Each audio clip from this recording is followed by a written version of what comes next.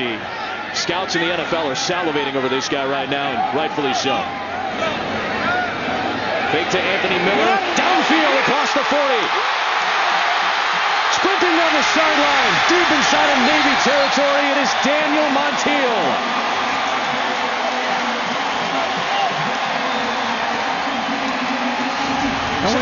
We see the movement right here by Paxton Lynch, and that's one of the things that this 6'7" kid can do really well. And Montiel is the online tight end, and this time he goes clear across the formation and sneaks behind that coverage. Very well disguised. On first down, Miller. Good blocking outside. And Miller gets shoved down. Got a seal block from Mose Frazier, and he works towards the 10-yard line. Adam, we saw Daniel Montiel, and we'll also see Alan Cross, two very, very good tight ends in this spread system as well. Memphis speeding it up, swinging out to Miller again. Another block from Frazier, and Anthony Miller diving to the pylon. Touchdown, Tigers.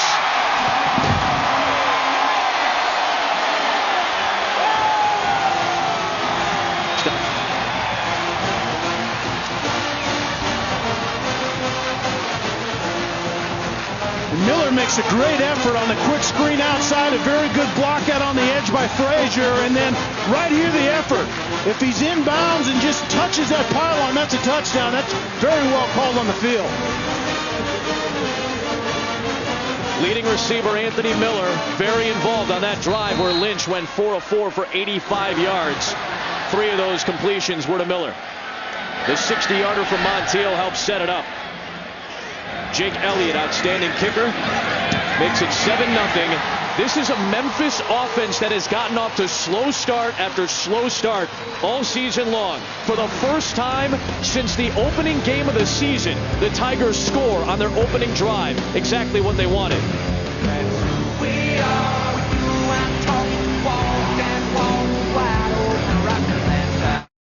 Brought to you by Pennzoil Synthetics. Make the switch to Pennzoil Synthetics today. And Go RVing. Find your away at GoRVing.com.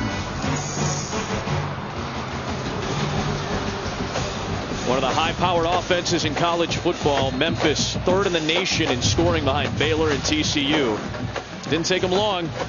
Got into the end zone very quickly. Anthony Miller had 3 receptions, including the touchdown grab. Jake Elliott kicking away for the Tigers. Very good touchback kicker. And Dyson Romine will wave it out. Navy out to the 25-yard line. And Olivia Harlan, it's a big night for Keenan Reynolds. Yeah, Adam, and Keenan Reynolds told me he's ready to get this over with. Now, he's not ungrateful, and he does understand the importance of it. He just wants the focus to be back on the team's race for the division title. But boy, he would love it to come tonight, though, in his home state of Tennessee, where he started playing football, always a quarterback, at age 5. This morning, I talked to his high school coach, David Martin, who said he's not surprised at all by his success. Reynolds started all 4 years for him at Good Pasture Christian, just outside of Nashville. And it was actually his older teammate, Benny Cunningham, who now plays for the St. Louis Rams, that told Coach Martin to start him his freshman year. He's got his whole family here, guys, and his mom even said they would charter a bus. The first snap out of the hands of Keenan Reynolds, and he's able to get back on top of it and recover the fumble. It'll be a loss of 4, not the start that Keenan Reynolds was hoping for. Olivia mentioned the family is here. His father, Donnie, who was a player at Tennessee Martin, to the left. His little brother, Quentin, in the middle there. And then on the right, in the gray sweatshirt, that's his mother, Jackie, whom Olivia mentioned a moment ago. They're all here. Plenty of family and friends, 220 miles away, Antioch, Tennessee. Second down 14 for this triple option offense, and it is a pitch to the outside for Sanders. And Brandon Sanders gets dragged down close to the sticks. Good maintenance play to set up 3rd and manageable. And Adam, that's what we're going to see is Keenan Reynolds is a surgeon at the line of scrimmage running that triple option, and they're going a little bit hurry up right here. For a hard count for Reynolds, and now he'll check. He's got a lot of freedom in this triple option offense. Averaging 320 rushing yards per game, 3rd in the country. Pitch again, Sanders, first down. Navy very good on 3rd down and 4th down, oftentimes in 4-down territory, and this is one of the most difficult offenses, and you hear it all the time, most difficult offenses in college football to prepare for. Yeah, the triple option is very hard to duplicate with your scout team in practice. The speed of it, the precision of it, and Navy is probably the best team right now at doing this thing in college football. You'll see a lot of this out of Reynolds. Goes to the line of scrimmage. You can go hurry up if you want to, but typically he backs away from the line of scrimmage. A lot like Peyton Manning, he loves the chess game at the line of scrimmage once he gets to see the defense. Play clock had not started once Navy had lined up. 12:13 on the game clock. So Adam Savoy will clean that up, and they'll get set for this 1st down from the 37.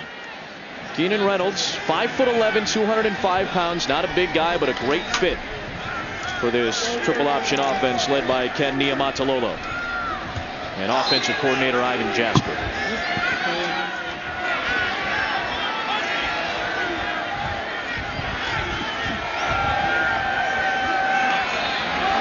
Fake the dive. Here is Romine. Dyson Romine gets brought down quickly.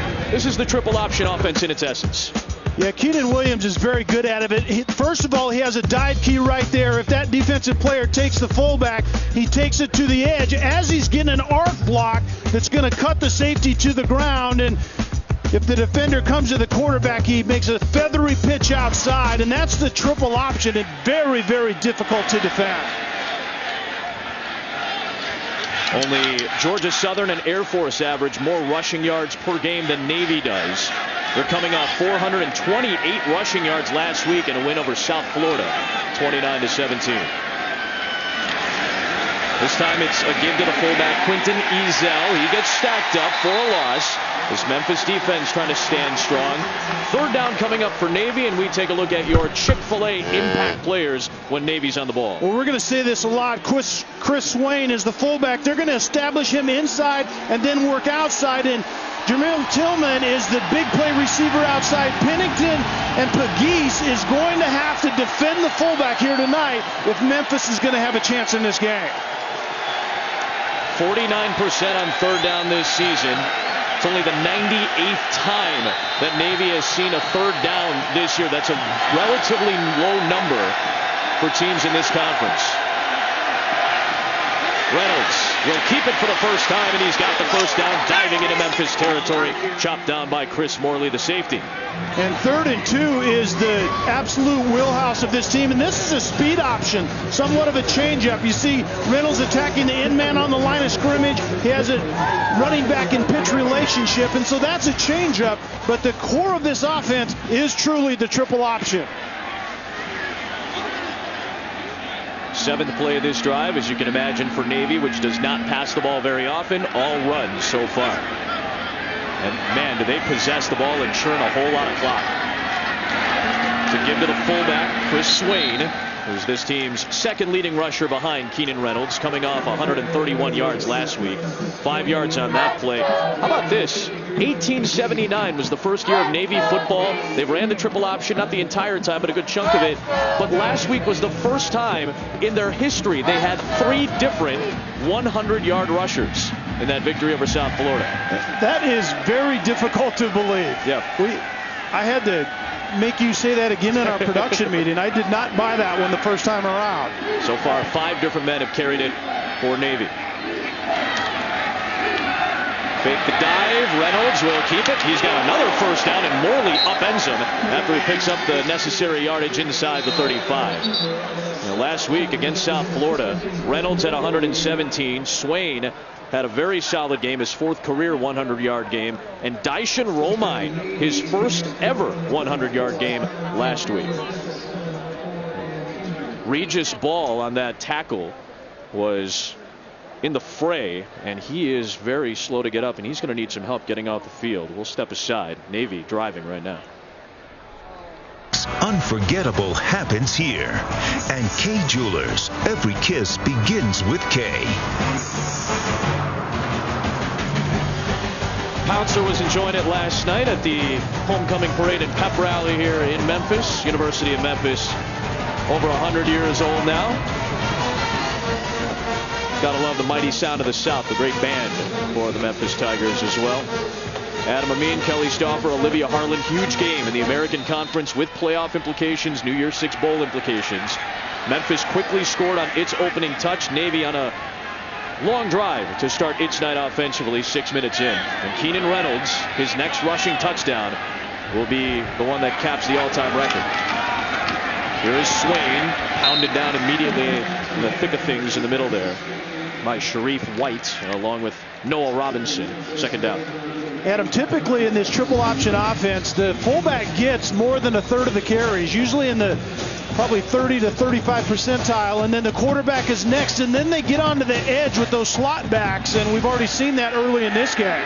Usually this offense builds from the inside and expands to the outside, and by the time they get to the outside, this offense is gashing you.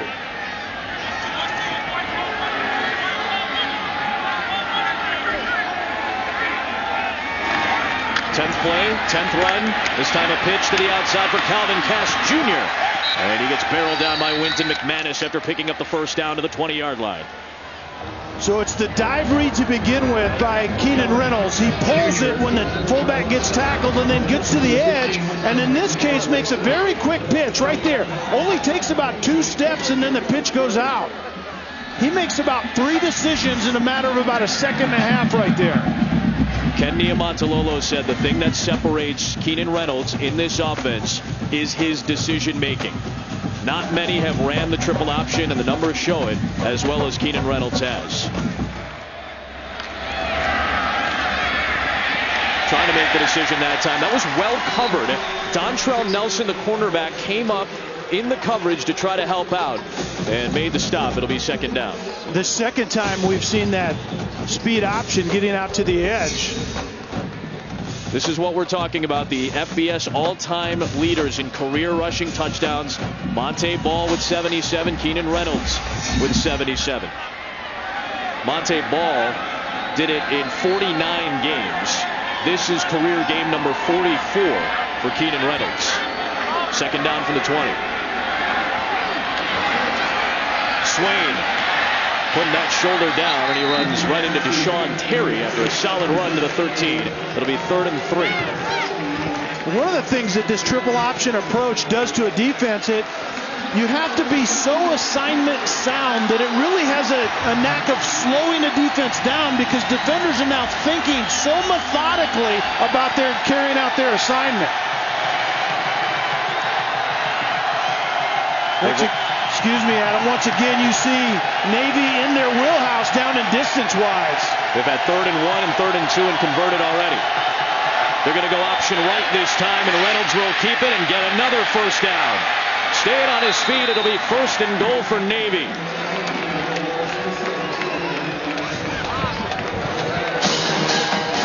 The use of the speed option, you see the fullback leading up, and then it's the pitch relationship outside, and then Keenan Reynolds attacking the end man on the line of scrimmage, and once again being decisive, knowing what he needs to extend this drive. He did it on the 5th first down of this opening drive. 13 plays, 66 yards down the field, taking more than 7 minutes off the clock. Immediate pitch. This is Romine, and Romine very close to the goal line. It'll be 2nd down and goal. Olivia told us that Keenan Reynolds would love to get this record out of the way. They're in prime territory to try and do it. Donnie, Quentin, and Jackie all looking on. Donnie was his first ever coach when Keenan was 5 years old. He was groomed to be a quarterback. He's got an opportunity to make history.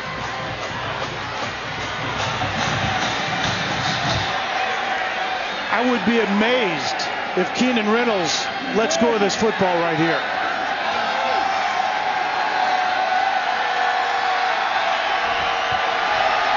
Reynolds held on to it, and he got swallowed up immediately by Wynton McManus. Tackle for loss from the edge and a loss of 2. It'll be 3rd down and goal. McManus gets such quick penetration, and he has the quarterback. That's why he can be sold out on this. You can see right there, beating the block of the wide receiver, Tillman, that time. and just slicing into the quarterback. I think we weren't the only ones expecting number 19, Keenan Reynolds, to keep the football right there.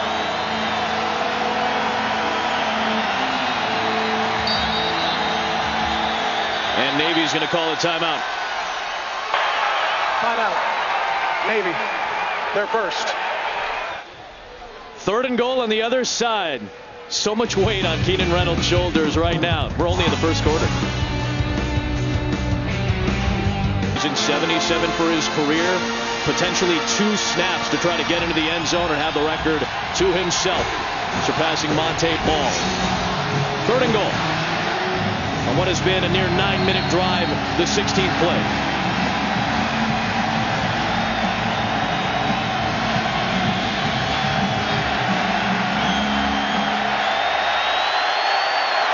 It is a pitch. Swain cutting it up the field, and he'll dive into the end zone for a touchdown.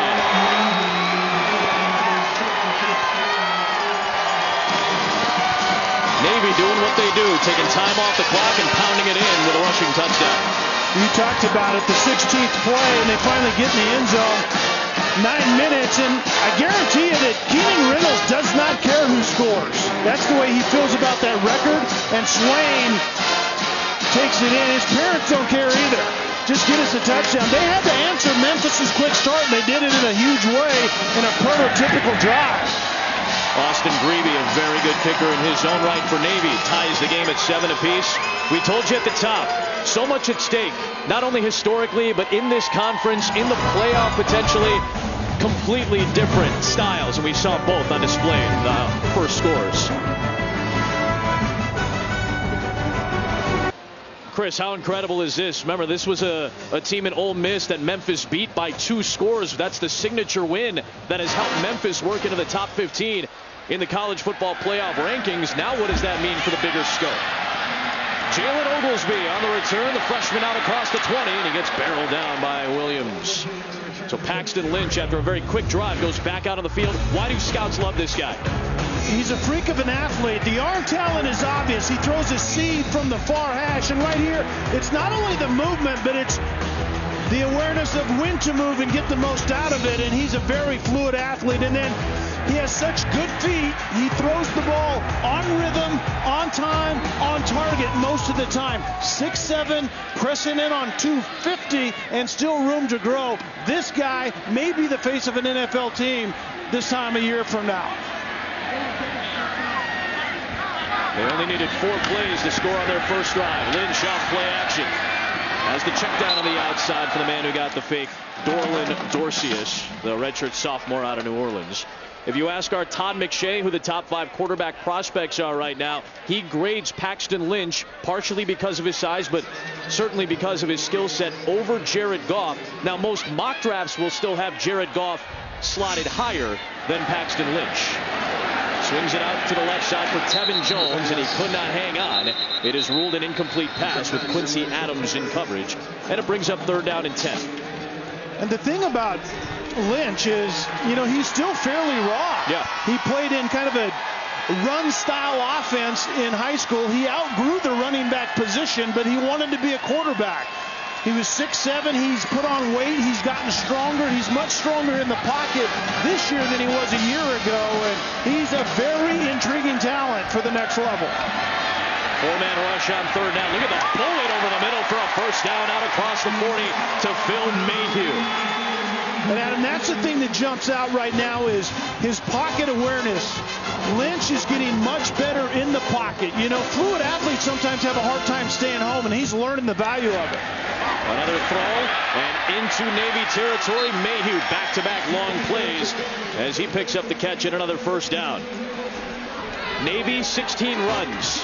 Memphis 8 passes.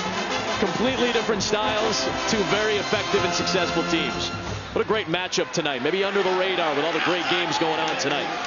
First run of the night for Dorcius, and he takes it inside the 45-yard line into Bernard Serra. This is what we're talking about. Navy scoring drive, 9 minutes, went over 16 plays. Memphis, it took 81 seconds. And Navy, meanwhile, wants to keep the ball away from this guy. Yeah. Lynch swinging it out for Mose Frazier. Very dangerous in multiple facets gets swallowed up by Laurentez Barber, and it'll set up a makeable 3rd down and 3 at the 38-yard line. Yeah, and we talked about Navy wanting to establish the fullback, and they'll keep going back to Chris Swain. Memphis will throw screens until you cover them. They will go one side to the other and keep throwing screens. It's kind of their fullback in this offense. Much like Navy, very good on 3rd down is Memphis this season, near 50%. Lynch can move. Hey, he can throw the option pitch too, and Dorcius drags Barber for a 1st down inside the 35. We've seen Keenan Reynolds running this speed option, and now we see Lynch doing it. Attacking number 3, Brandon Jones, pitches it at the right time. He presses that defender and then pitches it back. That was well executed. He's not supposed to be doing that. This is a give to Dorcius, trying to slip free. Breaks one tackle from Daniel Gonzalez, and then Micah Thomas, the team's leading tackler, swallows him up after he picks up additional yardage. 7-yard run for Dorcius, one of 4 different running backs that is in the rotation for Memphis. Dorcius is their leading rusher. He's had 2 big games the last 2 weeks. Play action. Good blitz pickup by Dorcius, and here's the athleticism of Lynch on display, and the arm, but an incomplete pass looking for Mayhew at the 10. Good coverage by Brandon Clements. 3rd down. That's where we see the movement of Paxton Lynch. Remember, he's 6'7", almost 250 pounds. Initially, he just climbs in the pocket, keeps his feet moving, nothing there. And now it's time to escape, and he has the fluidity to get outside. He doesn't throw an accurate pass on this particular one. Typically, he does. He completes 7 out of 10 of his throws. But the movement by this big athlete is pretty impressive. Lynch will keep it. That big body breaks one tackle, and he lunges forward to move the ball across the line to gain as Jarvis Polu brought him down, but this is going to depend on the spot. And looks like the officials have marked it, according to our unofficial line, short. And this is where typically you would think quarterback sneak with a quarterback that size at 6'7", 250, but you're in the shotgun. That line to gain, you can see right there, our line is pretty accurate, and I think he had it unless the knee was down first. I think they're going to stop this and take a closer look at it. Yep, indeed they are. Jack Kramer's our replay official. I mean, the dude is 6'7", long arms, and it seemed to me he reached past that. We'll step aside.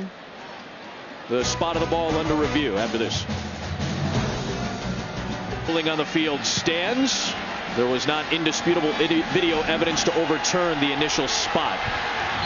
They actually, after we got a second look at it, they very accurately spotted this football. So it's 4th down and inches. They will run it, trying to sneak forward Dorcius, and he's got the 1st down to the 22-yard line. Even though he was driven back, it seemed like the linesman had come in and already ruled the forward progress past the line to gain. It looked to me like this ball may have actually been out at the very end. I'm not sure the knee was down before Dorcius, but that ball comes out. He's still on a pile of bodies there, but they called the ball down anyway.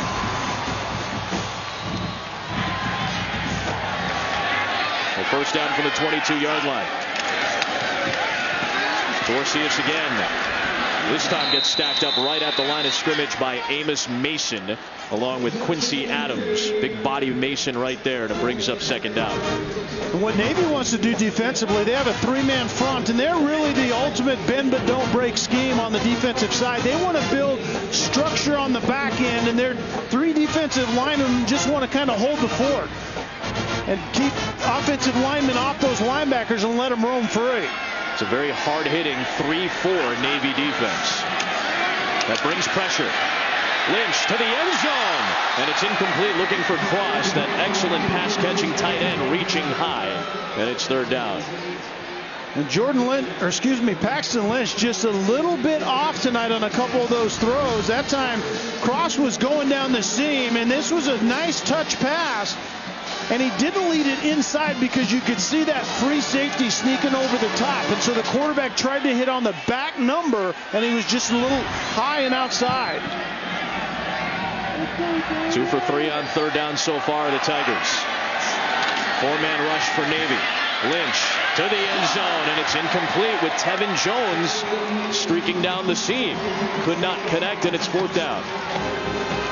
It's something to keep in mind tonight that Paxton Lynch. How many times am I going to say that? Reminds you a little bit about Jordan Lynch. Moves the same way.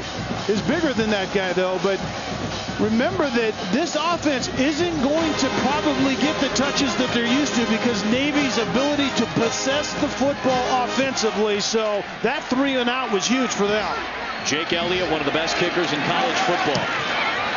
One of the best deep ball kickers as well. And this one from 40 was no problem for Elliott, who's now by himself in the Memphis record books, second all-time with 52 career field goals. Only Steven Gostowski has more with 70. The junior has been dynamite. Well, we're talking about college football playoff rankings. Ole Miss is probably going to drop because they just lost to Arkansas. TCU might drop as well as they were knocked off the ladder of the unbeaten by Oklahoma State today. Our college football playoff top 25 ranking show presented by Northwestern Mutual comes your way Tuesday night at 7 o'clock Eastern on ESPN as we take a look at our all-state college football playoff rankings here. Again, Clemson got the win at home against Florida State in a good battle. LSU, Alabama later on tonight.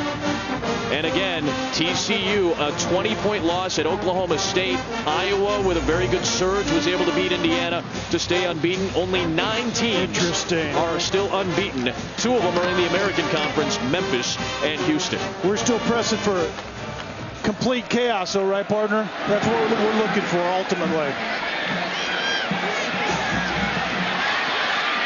This is Dyson Romine. It's tackled in the open field by Deshaun Terry. This is the biggest win for Memphis in terms of the resume building so far this year. Remember, they got down quickly, 14-0 against Ole Miss earlier this season, but Lynch was outstanding in this game. The defense really held strong. It's one of the 5 times that Memphis has come from behind from double digits to win a game this year. That throw has NFL scouts salivating all over Lynch. And Justin Fuente, who has turned this Memphis program around completely, has this team sitting at 8-0 right now. We'll see how that loss maybe affects the Memphis resume with the Ole Miss loss earlier today to Arkansas. Jameer Tillman on the first Navy pass picks up 5 yards as the first quarter comes to a close.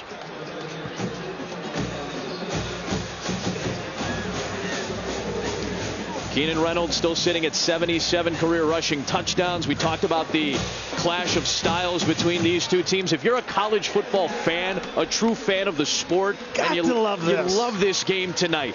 A lot of implications. Top of the West Division is up for grabs between Memphis and Navy in the first ever meeting all time. The quick strike Tigers score. The driving midshipmen score to 10-7. Tiger lead through 1.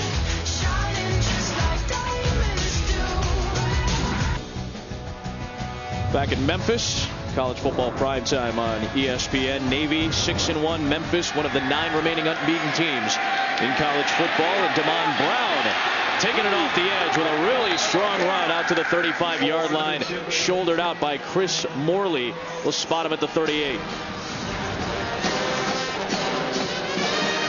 Watch the good block right here. The running backs block well for each other. The arc released by goalie, and he cuts the safety to the ground. We're going to see so much of that regardless of who's trying to get it to the edge. And we've seen the quarterback get out there already. A lot of times it's the pitch man, but those slot backs block very well for one another. One of the toughest offenses in college football to prepare for. Galen Scott is the defensive coordinator for Memphis in his 6th season. Give up the middle to Chris Swain as we check in with Chris Cotter in the studio. Gentlemen, time for a Taco Bell studio update. Number 7, Michigan State at Nebraska. Tommy Armstrong Jr. is going to roll to his right. He's going to hit Jordan Westerkamp back into the end zone. Great catch, great mustache for Westerkamp. Flag was on Michigan State. Nebraska leads. Good stuff, Cox. 2nd down 7 for Navy here.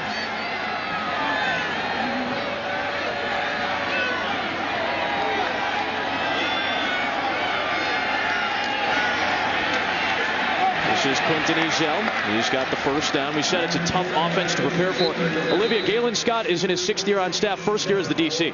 Yeah, Adam, and his first game tonight preparing against the triple option. Kelly, like you said, that's hard to simulate in practice, and this Navy version is intense, he says. They have 19 different unbalanced looks. On the last drive, Chris Swain rushed it for a touchdown, and when everyone came to the sideline, Coach Scott just said, keep your eyes up. A little frustrated early on. Remember, Barry Odom was the defensive coordinator for a very good Memphis defense last year, but they lost Barry Odom as he went back to Missouri, and they lost 12 seniors and 8 starters off last year's defense. First down 10. Here's the big body of Ezell, taking it for about 3 yards. And the fullback is really the temperature taker of the defense. This triple option never wanders too far away from establishing the fullback, so eventually they can get to the edge. And their fullbacks are huge. Yeah. 245, 253, 255. So you have to want to come up and tackle those guys as well. Yeah, Ezell is the 253-pounder, Navy's biggest fullback in the triple option era that gets a significant amount of carries. Reynolds keeps it this time, and he gets just bumped down immediately by Leonard Pegues. He's the Mike linebacker. He's one of the best tacklers on this team. He has to be the anchor on this defense. Yeah, Donald Pennington is the nose tackle in front of him that keeps the center off of 53 Pegues, and you see it right there. Beats his blocker and then go find the quarterback. That's his job. Fullback to quarterback, and then you scrape to the outside. Memphis's rush defense has not been bad this year. This is a whole new animal to deal with, but they are top 25 in the country in rushing defense.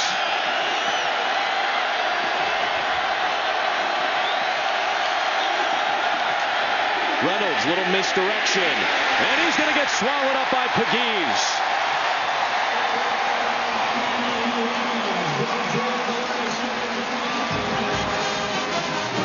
Excellent job to keep his lane by Pegues, and this is a rare Navy punt. They like to go for it on 4th down about the 50-yard line in, but they're going to punt it away. Yeah, 4th and 8 may be a little bit too much to do that early in the game, but Sure. You're exactly right. They like to go for it on 4th, and they've been very, very efficient at doing just that. Alex Barta, the junior out of Clarkston, Michigan, will punt to Miller.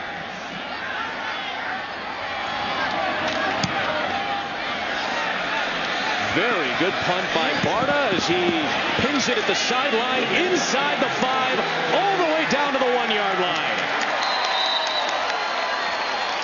Outstanding work by Barta, who's won this job over Gavin Jernigan, and he pins the explosive Memphis Tigers deep in their own territory. Only about a 20-mile trip away from Graceland. Always got to love to see Elvis himself. Look out for the Taco Bell student section and passionate fans like these at games all season long. You can go to ESPN.com/Taco Bell and learn how you can get to the college football playoff. Year 2 of the college football playoff era, and Memphis with an outside shot. Still on the outside looking in, but at number 13 in the initial college football playoff rankings, they're in good shape, undefeated. But a long field in front of Paxton Lynch, who moves the pocket and has a man downfield. A twisting catch by Miller, inbounds. Make that Frazier. Mose Frazier at the 34. Backed up in your own end zone. When you have a quarterback that can move like Lynch, you can do things like this. And the defense obviously wasn't ready for Anthony Miller to run a seam route and actually a fade route, and then the quarterback puts it on him. Again, they're going to need to review this. It was very close along the sidelines for Mose Frazier. Ruling on the field is a completed pass. Previous play is under further review. So Jack Kramer in the replay booth is going to take a look at it, see whether or not Frazier kept that foot in bounds. Memphis' leading receiver. Which was a 33-yard completion to Frazier stands. Not enough evidence to overturn the ruling on the field. Nothing indisputable, but a very nice ballet act on the throw by Lynch to Frazier on the sidelines to try to keep a foot inbounds and have possession of the football. Take a look at this. This is synced up here. And a fantastic job by our crew led by Brian Boyle and Bob Frattaroli. You see the left foot and the right foot both tiptoeing the sideline inbounds on the right side shot. On the left side, it looks like Frazier was inbounds, and whether he was inbounds or not, there is not enough evidence to overturn the ruling on the field. And either way, excellent work by those feet of Frazier to have it ruled as a catch. Yeah, I think the key is right there. I think Frazier keeps his heel off the ground when that left foot touches, and you can see right there he has the possession as well. Fabulous work by our production truck here in Memphis to show you that shot. It's the shot that Jack Kramer got as well, and he kept it on the field. The call stands. So it's first down for Memphis. On the end around, trying to work across the 35-yard line, Roderick Proctor. They use a lot of these receivers in the run game as well. A lot of weapons for Lynch. And it's a run-first offense, but they like to run first to the edges. And they not only do that with their wide receivers and running backs, but their quarterback can get there also. Lynch swinging it out on the comeback route. Here is Miller, cutting it all the way back to the middle of the field, and it'll set up third and about 3 here. Anthony Miller has the touchdown for Memphis in this game. They struck very quickly to start the night. Anthony Miller, their leading receiver in terms of yardage coming in, a former walk-on. There's about 4 or 5 guys on this Memphis wide receiving corps that were all walk-ons when they started their career. 3rd and 3. Lynch fakes one, swings it out to Jamarius Henderson, and he's got the first down. What a great decision by Lynch, because if he threw it initially, that might have been batted or picked. Yeah, Josiah Powell was actually coming from his linebacker position and might have just kept that one running to the end zone. Right there, you can see Powell, the pump fake, and then Lynch eventually gets the ball off and moves the chains. Henderson again with a lead block from Gabe Kuhn. He takes a big hit from Mike Kelly, the linebacker, after picking up 7. Jamarius Henderson is a very physical runner. The yards after contact, and he certainly likes to get downhill. Part of that trip set. Lynch down the seam and too tall for Cross. It'll be 3rd down and 3. Couple of throws from Lynch, slightly off target. They've sailed on him a little bit so far. Yeah, the same type of pass, kind of that touch pass down the seam where you have to drop it over the second level, but yet get it in there before a safety can break on it. And Lynch has been a little bit high about 3 times this evening. We'll spread it out on 3rd and short.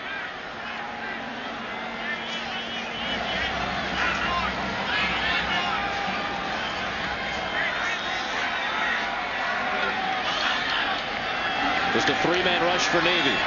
Lynch throws for the first down. Caught by Roderick Proctor as he works to the 38-yard line. Picks up 8 yards to move the chains. The Navy plays a ton of zone coverage on the back end, and what they have to do is communicate and squeeze down those zones when they have a route in their area like they did right there. There was way too much room for the receiver to convert. That was too easy for Memphis. Lynch swinging it out, and it was nearly picked by Quincy Adams. They've thrown that screen probably 4 or 5 times out to Anthony Miller, and Quincy Adams read it perfectly that time. And Memphis' screen is the outside run game, and Quincy Adams breaks on it and becomes the receiver in a sense. But that's a case where a lot of times they're on the defensive side because they don't secure the ball that well. A lot of veterans on this Navy defense. They've been there for a long time. That was a smart play by Adams, senior from Texas.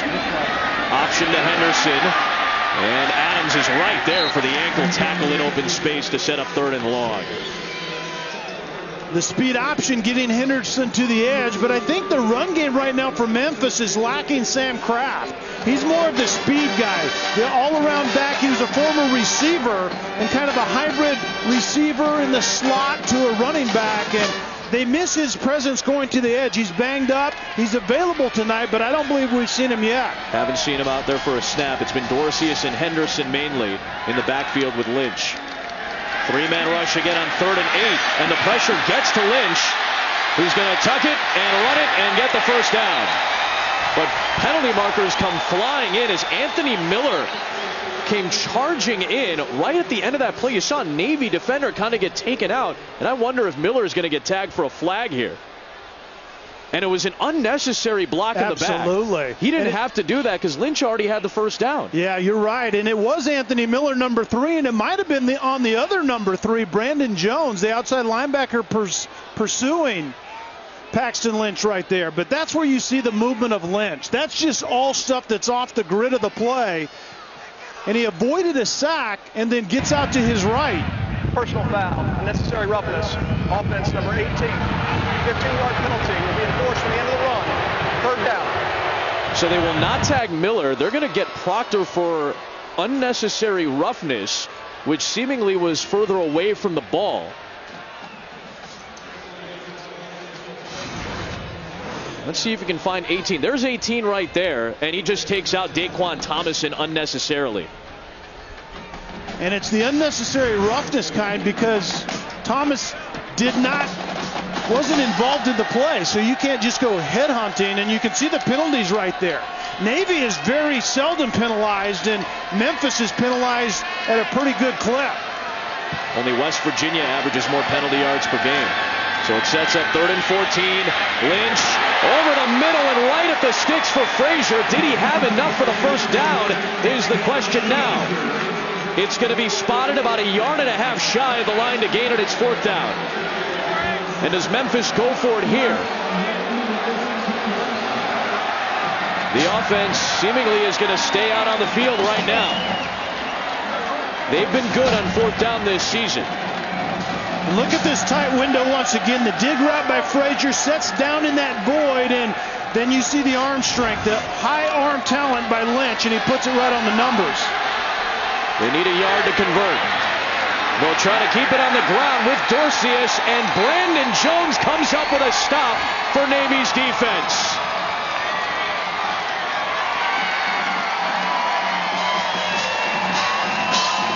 The sophomore out of Keller, Texas, with some help from that Navy front to stop it up.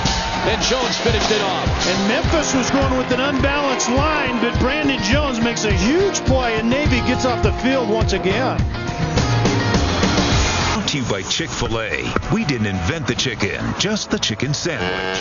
And Chevrolet. Find new roads. The Cigar Box guitar made at St. Blue's Guitar Workshop. They got 3 different lines, but the Cigar Box guitar is about as unique as they come.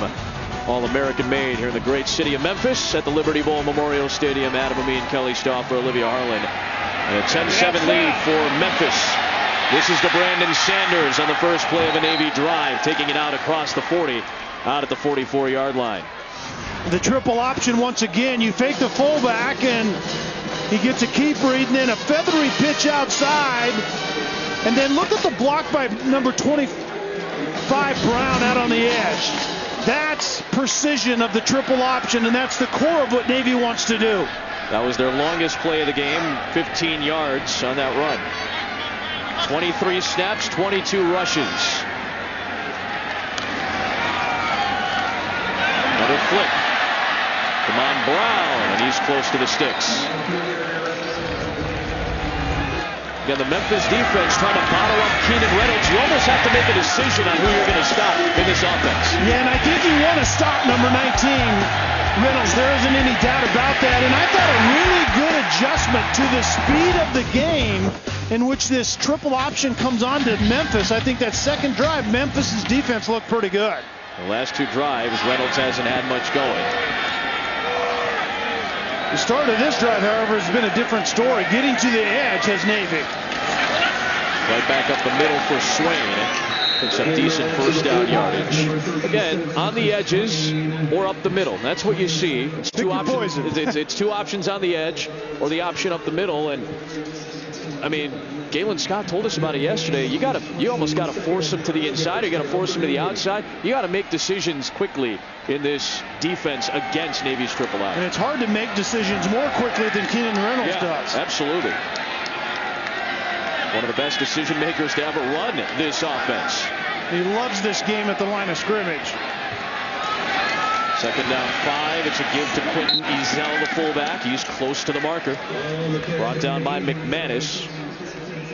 So, Adam, that's what you have. You have the establishment of the fullback in the middle. And if Keenan Reynolds gets a keep read, then he goes and attacks the next defender on the edge, and then it's whether he keeps it and gets down the alley or pitches it to the outside. They've been good on third down all year. They've been good on third down tonight. And more often than not in third and short.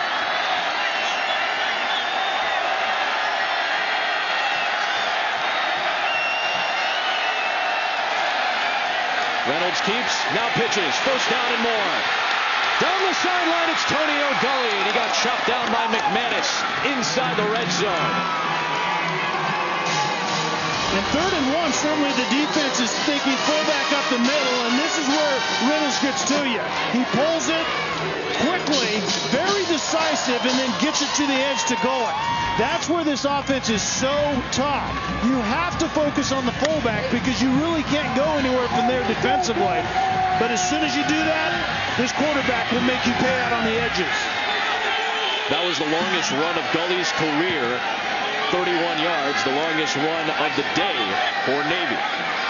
First and goal, Reynolds at 77 career rushing touchdowns. There goes Keenan Reynolds. And Reynolds gets stacked up at the 2-yard line.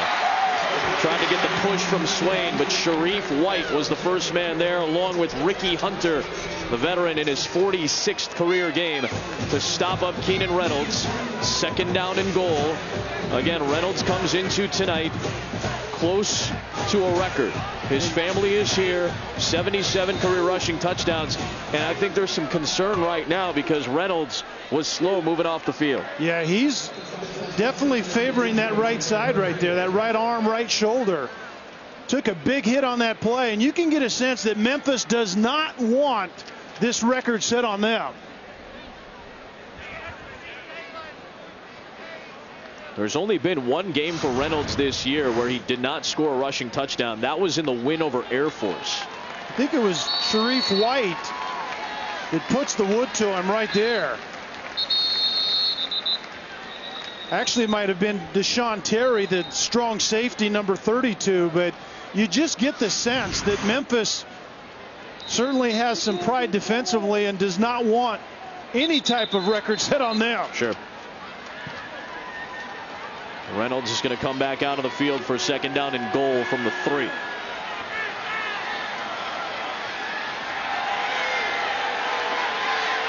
Yeah, unless Navy uses a timeout, then Reynolds has to come off the field. Yeah, he had to come off the field. If you're an injured player, you have to sit out for at least a snap. And that is the case. So Tago Smith, who's making his 16th career appearance in a football game for Navy. Coaching staff says he's always ready to go. He's got to be ready now. The junior out of Georgia will man the triple option. And it's a give to Swain, and he walks right in for a Navy touchdown, and the Mids have taken the lead. Their first of the night.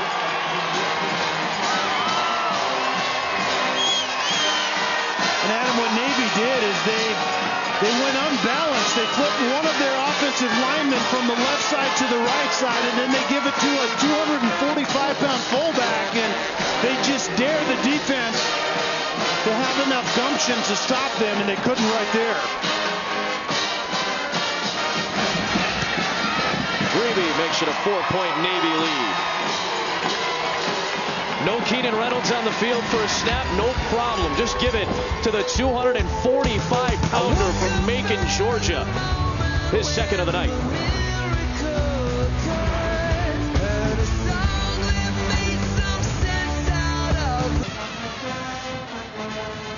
So Chris Cotter is going to have an update for us in a second, but if you're watching this game and you want to watch another game too, get your tablet, get your phone, get your laptop, watch ESPN app or watch ESPN.com.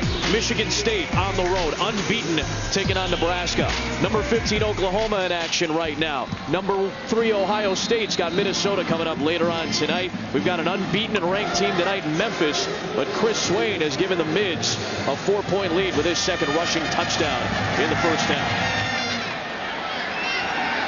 Oglesby with a returnable kick from the 3-yard line. The freshman gets pounded down at the 21. Ball comes out loose, and it's recovered by Memphis at the 18. Dangerous play there, but grabbed and corralled by Phil Mayhew. And we'll check in with Chris Cotter. All right, Adam, Outback halftime report coming your way in just a few minutes. It's Separation Saturday, several games this afternoon and this evening having an impact on the playoff rankings. We'll go through them. Also, we're going to talk a little about the overtime game in Oxford. Crazy between Arkansas and Ole Miss. Plus, no huddle. Let's rapid fire highlights. It's coming your way. Outback Halftime Report. See you then. Yeah, sounds good, Chris. We'll see in a few minutes. Excited to see what's gone on so far today. It's been an exciting one. In college football, Ole Miss gets upset by Arkansas. Florida nearly got upset, but they're headed to the SEC title game. Houston with a win to remain unbeaten. Oklahoma State with a win to remain unbeaten, knocking down TCU. Here is Mose Frazier on the end around. Love to use him in multiple facets. Does this Memphis offense. And he'll pick up 4 yards on first down. And Memphis has certainly been probing to the edges, mainly with their slot receivers in that fly sweep type of action. But you wonder when they're going to go vertical. Probably sooner than later. Boy, low throw by Paxton Lynch. He put his receiver Frazier into a terrible spot there. That's a rare sight to see from Lynch on short yardage throws. This hasn't been the sharpest of games for Paxton Lynch. Usually he's very accurate because his feet are so good that typically he gets on the right platform and throws on time and on target, and that was not a good example of it. They end up losing yardage on that play, and it's 3rd and 8. Three-man rush gets to Lynch. Being chased. Running out of room, throwing down the sidelines, and it is caught for a first down by Tevin Jones. This will be coveted at the next level when a big quarterback, 6'7", almost 250, can get out of trouble and then throw on target to convert and move the chains. That will earn him a lot of money somewhere. Screen, Mayhew slips a tackle with a Henderson block and then gets run down by Will Anthony, the excellent defensive end for Navy's front seven. A 4-yard pickup there, and it's second down. Will Anthony making his 22nd consecutive start. Memphis trying to go a little bit faster, and Lynch will airmail one. The closest man to it was Mayhew, so no grounding, and it's 3rd down and 7. And remember what the MO is for Navy defensively is they want to build clutter on the back end, and that was a good example of it. No receiver was open. Lynch has to throw it away, but just as much as Navy's offense wants to possess the football and control the clock, Navy's defense doesn't want to give up big plays. They want the opposing offense to have to be efficient and drive the football to get points. Lynch has been good on 3rd down tonight, and that ball was short. Looking for Tevin Jones on the outside. And this has not been prototypical Paxton Lynch through the first half of this game. 4th down. A little out of sync. The receiver, Jones, was not even slightly coming out of that, and then it was much deeper than the quarterback anticipated. Something was wrong between quarterback and receiver on that play. Spencer Smith is the deep ball punter. Bangs it off the side of his foot, and it will die inside the 35-yard line. So Navy will have the football plus 2 timeouts in a minute 21 to go. We'll get you ready for week 9 of the NFL season. First at 10 o'clock Eastern on Sunday, NFL Insiders, week 9 news, early breaking stories. Then Sunday NFL Countdown. Remember, Peyton Manning is making his return to Indianapolis, where it turns out his impact runs a little bit deeper than just his play. He's going to get a chance, and you are too, to meet the dozens of high school players named Peyton in the state of Indiana. Sunday NFL Countdown following NFL Insiders. Here's Reynolds. He has not gotten a ton going on the ground personally just yet. And he gets hit hard by Chris Morley after a 6-yard run. Let's see what Navy can do in what is essentially a 2-minute drill. Couple of timeouts and 60 seconds to play with. And it's a give to the Brandon Sanders. And he works into Memphis territory at the 49-yard line. Well, Navy isn't going to make a living out of throwing the football. We know that. That was the 32nd play and 31 runs. Only one pass, and it was a short screen pass. Pitch, Sanders. And Sanders will get out of bounds to stop the clock, so they don't have to use one of those 2 timeouts. 44 seconds to play. They have a very, very good kicker in Austin Greavy, a senior who has only missed 1 field goal in his career. That was earlier this season against Notre Dame. And he's got a pretty decent leg on him. So if you get to about the 20-yard line or so, Greeby's going to have a pretty decent chance. Inside give, Gully. Stacked up, grabbed from behind by Jannard Avery. 38 seconds and a timeout here for Navy. The way Navy manages the clock in this situation isn't by throwing the football. They just go more quickly, and their pass to the sideline is essentially a pitch to their back to the sideline, and then he gets out of bounds like they did 2 plays ago.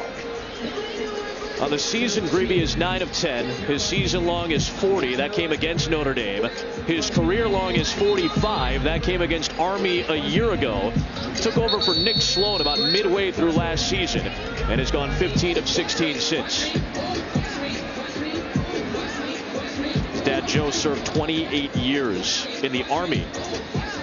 And Austin Greeby could have a chance at a field goal to extend this Navy lead for Ken Niumatalolo, the head coach in his 8th season. And there is a decent breeze that he would be kicking into if indeed they get to that point where letting him try a field goal attempt. 3rd down and 5. This is a pitch. This is Damon Brown, and he gets run out of bounds. Arthur Mollett, backup cornerback, was able to shove him out of bounds. It's going to be 4th down, and they're pretty much out of his range right now. 34 seconds. Do you go for it here? You're in plus territory inside the 45. And we can see the punt team coming on, but that surprises me. I really thought that Navy would go for it right there. 4th and 3, you have 34 seconds left, and you need to try to get into field goal range. This is playing it fairly conservatively, a team that likes to go for it on 4th and makeable. So Barta is out there to punt. They do have a timeout, and won't need it. Barta will try to keep this one in play. Man, he got it close to the sideline, but it ended up bounding into the end zone. So it's a net punt of 23. Good effort by Barta to get it close, but not enough. And I love his directional kicking. That's about the second time where he's knifed it off into that corner. That last punt decision by the head coach Niumatalolo might have been out of respect of Paxton Lynch, quite frankly. I think that's what we saw right there. They like where they are positioned. They can go into halftime right here potentially with a 4-point lead on an explosive offense and an NFL-type quarterback. I think Navy feels pretty good about themselves. 24 passes in the first half for Paxton Lynch, closing in on 200 yards already. And some surprising inaccuracy at times from Lynch tonight. Lynch over the middle, and it's just the second interception he's thrown this year. Daniel Gonzalez with his 4th career pick.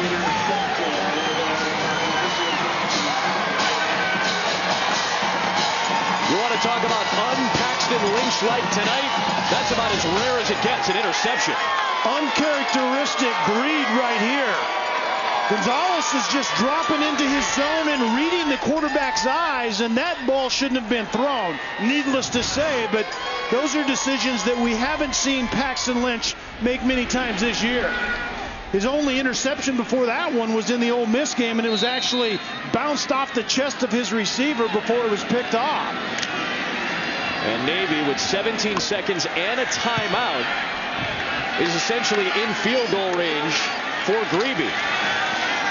Keenan Reynolds, his second pass of the night to the end zone, and it's dropped by Thomas Wilson. Wilson has had trouble in practice grabbing balls. This coaching staff has told Reynolds to try to trust Wilson a little bit, but that's a catch he has to make.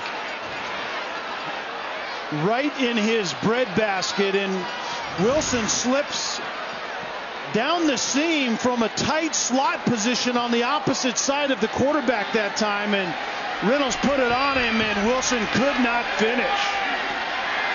They can still run it. They have one timeout, but they're going to pass again. Reynolds under pressure, flinging it off his back foot, a dangerous one to the 10, and it's incomplete with Calvin Cash Jr. in the area with a couple of defenders around him. Now again, Navy has a very good kicker, and indeed Austin Greeby will get a shot. to try to drill a long field goal. We'll have to dial back to that missed opportunity that dropped by Thomas Wilson in the second half. This is probably going to come down to the fourth quarter, and that was a huge missed opportunity by Navy. Grebe into the win from 44 to make it a 7-point lead. And Austin Grebe with a flag down drills the field goal to make it a 7-point game, but we have to check the penalty marker here. Ken Niumatalolo is already sprinting off the field, but there could be a running into the kicker situation here. I don't think you take points off the board regardless of what this penalty is. I think they'll keep the field goal up there. You don't have any time left anyway. Yeah, you'd have one untimed down to run a play here, and it would probably be to the end zone. You don't want that. Personal foul, roughing the kicker. Defense number 45. That 15-yard penalty will be enforced on the second half kickoff. The field goal is good, and that's the end of the second quarter. So Navy takes a 7-point lead into the halftime break. We'll hear from Justin Fuente during our halftime report. Chris Cotter, Robert Smith, Brett McMurphy in the studio. Outback Steakhouse halftime. Boys, it is all yours. You've got me seeing stars, brighter than ever, shining just like diamonds do.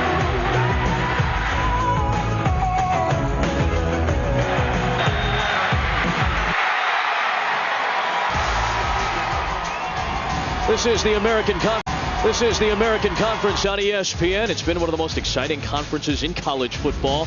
Two teams in this conference currently unbeaten, including number 13 Memphis, which again, as it oftentimes has this season during its 8-0 run, trailing at the halftime, and Navy putting it to the Tigers in that opening half, first meeting all time. Adam Amin, Kelly Stauffer, Olivia Harlan as well. When you have two differing styles in a game, it feels like the old cliche really fits. Who's going to impose their will on the other team? Navy kind of did so in that first 30. I think Navy's very, very happy the way the first half played out.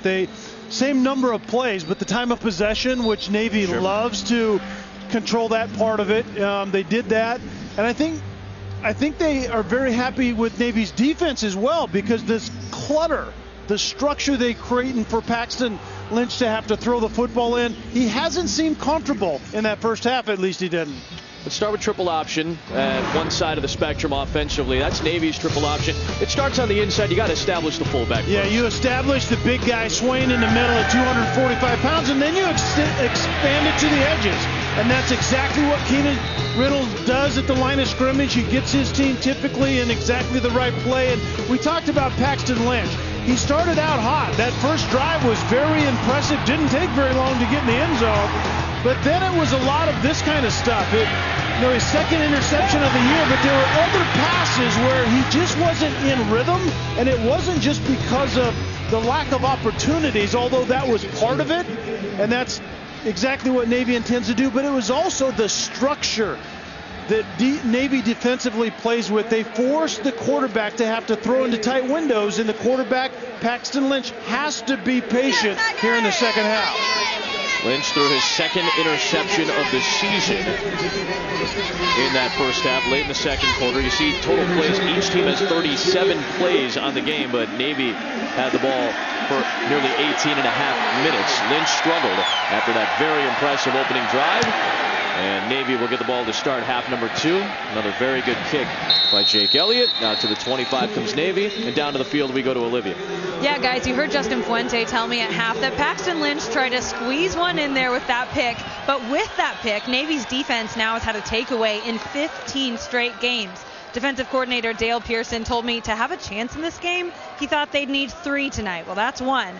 Coach Niumatalolo says they're playing exactly how they want to on offense. And just 5 passing yards, that's par for the course. That's who Navy is. Says they may not throw it again all night. Yeah, 194 rushing yards is par for the course, too, for Navy, Olivia. Good stuff. First down from the 25. Reynolds takes a beating on that pitch, but it's a good decision as Sanders has it out across the 35-yard line. 14 yards in the first play of the half. Reynolds is so decisive. No fullback. Get pressured on the edge. He gets dumped on his head, but he does make a nice pitch. The triple option, and Navy says this: the more we can run the triple, the better we're going to be, and they start off with a really good one right there. First down from the 39-yard line. Reynolds keeps, and this time he's going to get dragged down. Good assignment football by Regis Ball. Safety out there and a loss of 2 yards on the play. You know, it's interesting, Kelly. I think the officials may have forgotten to assess the That's penalty. what I was wondering, exactly. On the kickoff. We saw the ball spotted at the 35. Remember the penalty at the end of the half? They declined, or they opted to keep the field goal, I should say, but the penalty was supposed to be enforced on the kick. I wonder if the officials forgot about that. Reynolds will throw. Just his 4th pass of the night. This time it's short. And it's grabbed by Brandon Colon. His 4th career catch and 1st of the season. Picks up 6 yards, and it's 3rd down. And 3rd and a little bit longer than what Navy is comfortable with. And so this is a good opportunity for Memphis to get off the field. Navy loves to they defer if they win the toss. They love to go on a methodical drive to start the second half. It'll be important for Memphis to make a play right here.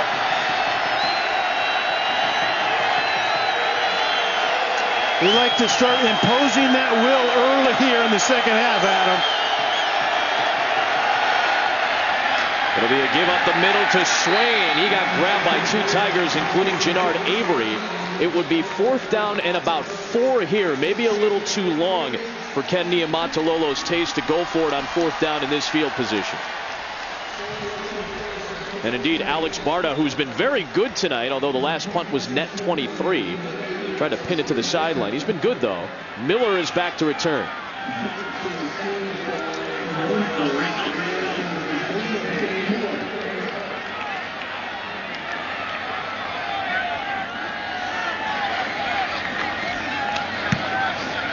Barta with a line drive. And it takes a bounce inside the 20. It'll be a 39-yard punt. So Memphis offensively had that great opening drive. Paxton Lynch was 4 for 4 on that series, where Memphis jumped out to a 7-0 lead. But since then, he kind of struggled, did throw a pick late in the first half, and just some surprising inaccuracy at times. Yeah, and at times he just seemed uncomfortable trying to throw into that zone defense on the back end. That Navy's doing a really good job in the back 7 of squeezing down zones and creating tight windows. I think Lynch is very comfortable throwing in the face of a blitz. He didn't look comfortable throwing in the face of structure in that first half. They've been the best second half offense in college football this year. The Memphis Tigers averaged 24 points per second half this year. Dorcius with a good first down run of 6. And this is a rhythm offense. They need to get in the flow here early in the second half. Fake on the handoff. This is Miller. And he got grabbed by Clements and spun away from Clements and got the first down. Anthony Miller showing off a little bit of strength in that 5'11" frame.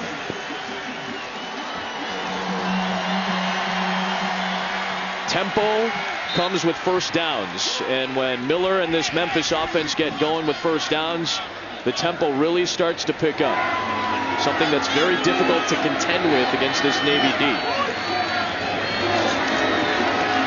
Dorcius trying to bounce it to the outside, slips a tackle. First down for Dorcius, still on his feet. Additional yardage to the 42-yard line. Excellent run by the redshirt sophomore from New Orleans. And Navy is typically pretty good up front at not only diagnosing things, but tackling well. And they miss a couple of tackles here. They have it defended really well. Dorcius then gets off to the left and bounces it. In the first half, Navy defended very well. Longest run of the game, 15 yards. Lynch dumps it off for Frazier. And incomplete. And Micah Thomas with the pressure coming in on Lynch, forcing him out of the pocket. Second down. And Adam, I think it's important to revisit who Navy is defensively. They're a zone team. They're a bend but don't break team, and they're kind of a mirror image of what they do offensively. Sure. They want to force efficiency. Their offense possesses it, limits the touches an offense is going to have of the opposition, and their defense then defends well, and they did it really well in the first half.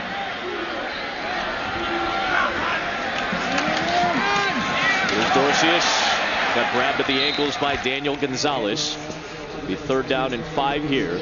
Memphis offensively, very solid, as we told you. They can get going in a heartbeat, and they've had to do it a lot this year. They've had 5 comeback wins when they've trailed by at least double digits, and 3 wins when they've been trailing at halftime this year. This is not uncharted territory for Justin Fuente. 3rd and 5. Swinging to the outside. Frazier breaking a tackle, and he got popped a yard shy of the line to gain by Laurentez Barber. It's going to depend on the spot, and it looks to be just short. What a hit. This is going to be interesting. In the end, you're going to see that kind of the bubble outside and then the hit by Barber. It comes up just a little bit short, and it appears that Memphis is going to stay on the field and go for it right here. Hard-hitting senior from Louisville forces 4th and about a half a yard for Lynch.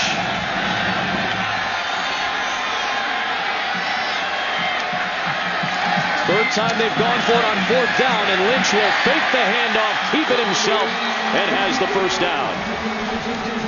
A lot of window dressing, and they bring a slot receiver. They motion him back into the backfield.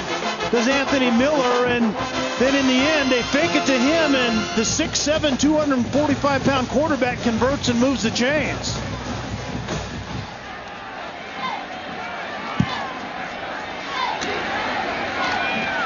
This is the freshman Henderson stumbling his way into the body of DJ Palmore.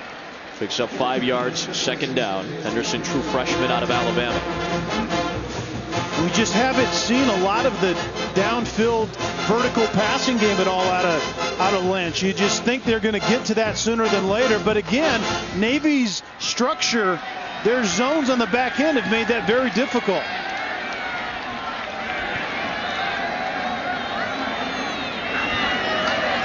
Henderson again, seeking space. Not much room there. Thomas came in to help finish it off, but Palmore back-to-back plays on this series. This time it'll be 3rd down and 4, 10th play of this drive after Memphis got off the field defensively. The Navy's defense once again forcing Lynch and company from Memphis to be efficient. Here they are 3rd and 4, and they have to convert again in order to extend this drive. 4-man Navy rush. Gets to Lynch, who takes off and has a first down on the ground again. Gonzalez chopped him, but not before he got to the 34. The extension of a play by a quarterback that has such natural, instinctive movement in the pocket. Convert and move the chains once again. NFL scouts really love this guy right now. He's been a hot name in terms of quarterbacks. Gives to Miller on the end around. Miller lost the football. It was loose at the 24-yard line. Quincy Adams punched it out of the hands of Miller, but it will stay with Memphis. We talked about Memphis being a run-first team, and their running backs are more of the downhill in the box guys, and then Anthony Miller, the slot receiver from that jet sweep, and he definitely puts that on the ground, and I think it bounced right back to him. It didn't go too far away, and lucky for Miller as he has the first down. Zone read to Henderson. Over the middle for a first down to the 10-yard line. Phil Mayhew spinning to the 9, and it's first down and goal for Memphis. 15-yard play there. Well, Adam, you were wondering when this was coming, kind of the zone read, and then you throw a strike behind that second level of defenders that are coming up for the running back. We saw it right there. On the ground, Henderson swallowed up. Good play by Will Anthony. These are two of the best, and I mean best, red zone offenses in college football. Very rarely have these teams gotten inside the 20 and not scored, and more often than not, both teams have scored touchdowns when they get inside the 20. A red zone defensive stand for either team is huge. Lynch still on his feet, and it'll be 3rd down and goal at the 1-yard line coming up. And a penalty marker comes flying in late.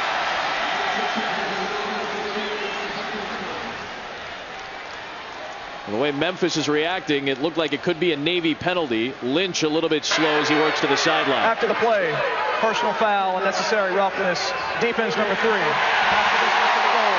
First down. Brandon Jones got called for it. Now the problem isn't necessarily the yardage on the penalty because it's half the distance. Now it's 4 turns for maybe Memphis to get into the end zone. And this is well after the play. You'll see number 3, Brandon Jones, right there.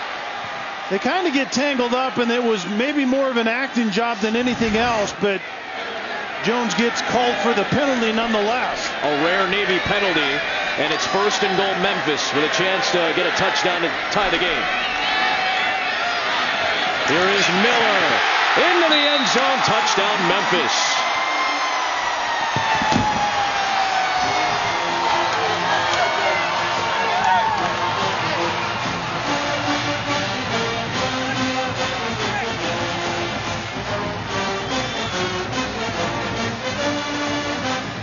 Memphis has been trying to avoid slow starts coming out of the locker room, whether it's to open the game or to open the second half. Tonight, both opening drives have been very long and very impressive, and both have led to scores. Well, Navy wants to take the opening drive and go on that long, methodical drive, and Memphis's defense got off the field and gave it to their offense, who took full advantage of it, marched it right down. That was an important sequence in this game. And Anthony Miller, with Sam Kraft injured, banged up, not really getting the touches as that hybrid player.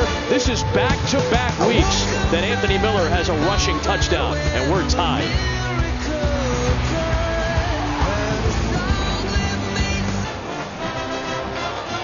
Paxton Lynch's name has been thrown out there at times for the Heisman Trophy candidacy, and why not? He's been very impressive most of the year. Been an un-Paxton Lynch-like night tonight, but Anthony Miller has got 2 scores. One through the air and one on the ground. And he has tied this game at 17 apiece. Memphis getting it done on the ground on that last drive. Another good kick by Elliott. 3 out of every 4 of his kicks have been touchbacks this season. Last drive, Memphis getting it done. Long drive.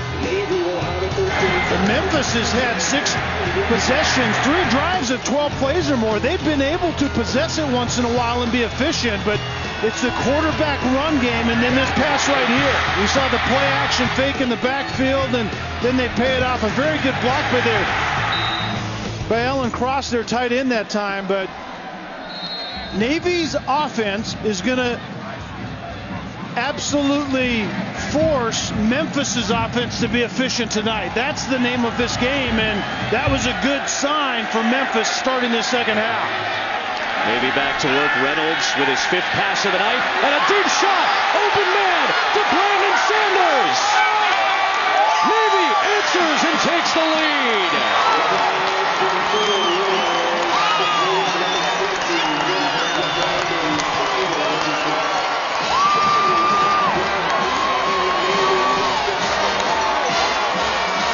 That's just Reynolds' 3rd touchdown pass of the season. But when Navy gets a look through the air, man, do they make them count. And DeBrandon Sanders really makes them count. But DeBrandon Sanders is one of those slot backs who's been cutting a safety to the ground all the first half. And this time they come and play action pass and find him down the seam. That was the longest pass of Keenan Reynolds' career. His 3rd touchdown pass of the season, but DeBrandon Sanders did most of the work here, blocking all night long, and this time he breaks free, averaging over 20 yards a catch in his career. He gives Navy the lead.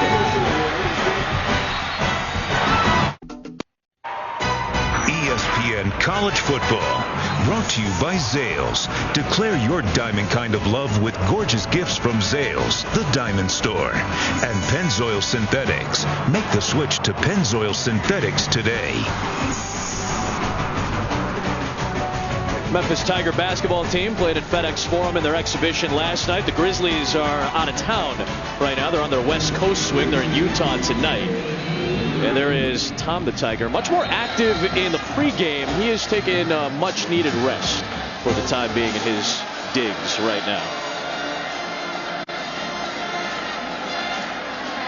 Both teams with interesting touchdown drives here in the second half, and it's a 7-point Navy lead.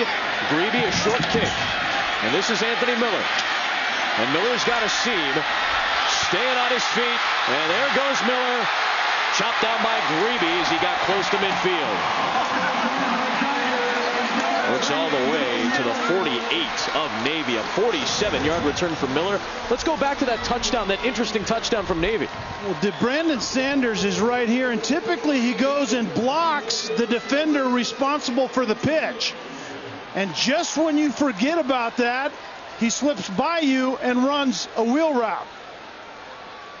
Navy does this so well, and it's so hard on the defensive backfield because remember, Sanders has come and blocked those guys to the ground multiple times in the first half, and that time he just goes by him on the wheel route. Excellent field position for Lynch. Paxton Lynch deep down the field. First down and more. Roderick Proctor to the 21-yard line.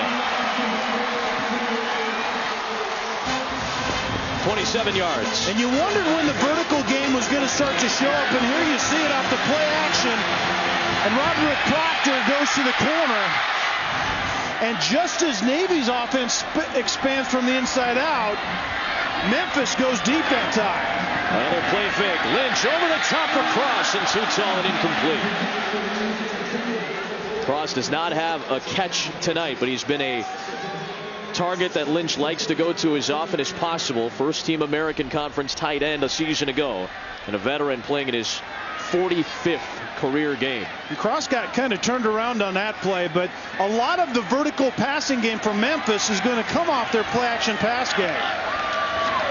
Second down 10. This time it's a give to Jarvis Cooper, his first carry of the night. The sophomore gets tagged for a loss by Bernard Serra and Micah Thomas. Third down and 11 here. And Adam, we saw Ellen Cross, the tight end, a couple of plays ago, and this is typically where number 40 shows up. Yeah. Deep in the red zone, off a play action pass. You probably won't see play action off a 3rd and 11, but keep an eye on that guy right there. Lined up in the left slot. Lynch stepping up against the pressure. He's going to get hit from behind as he releases the ball to the end zone, and it is incomplete.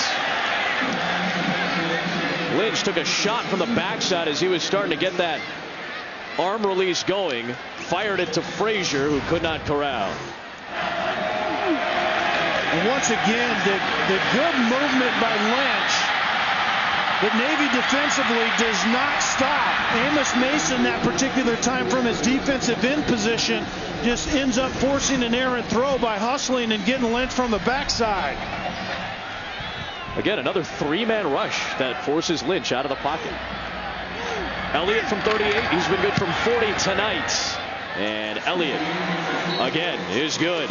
Memphis gets points. A rare trip to the red zone without a touchdown, but it's a 4-point game in the third.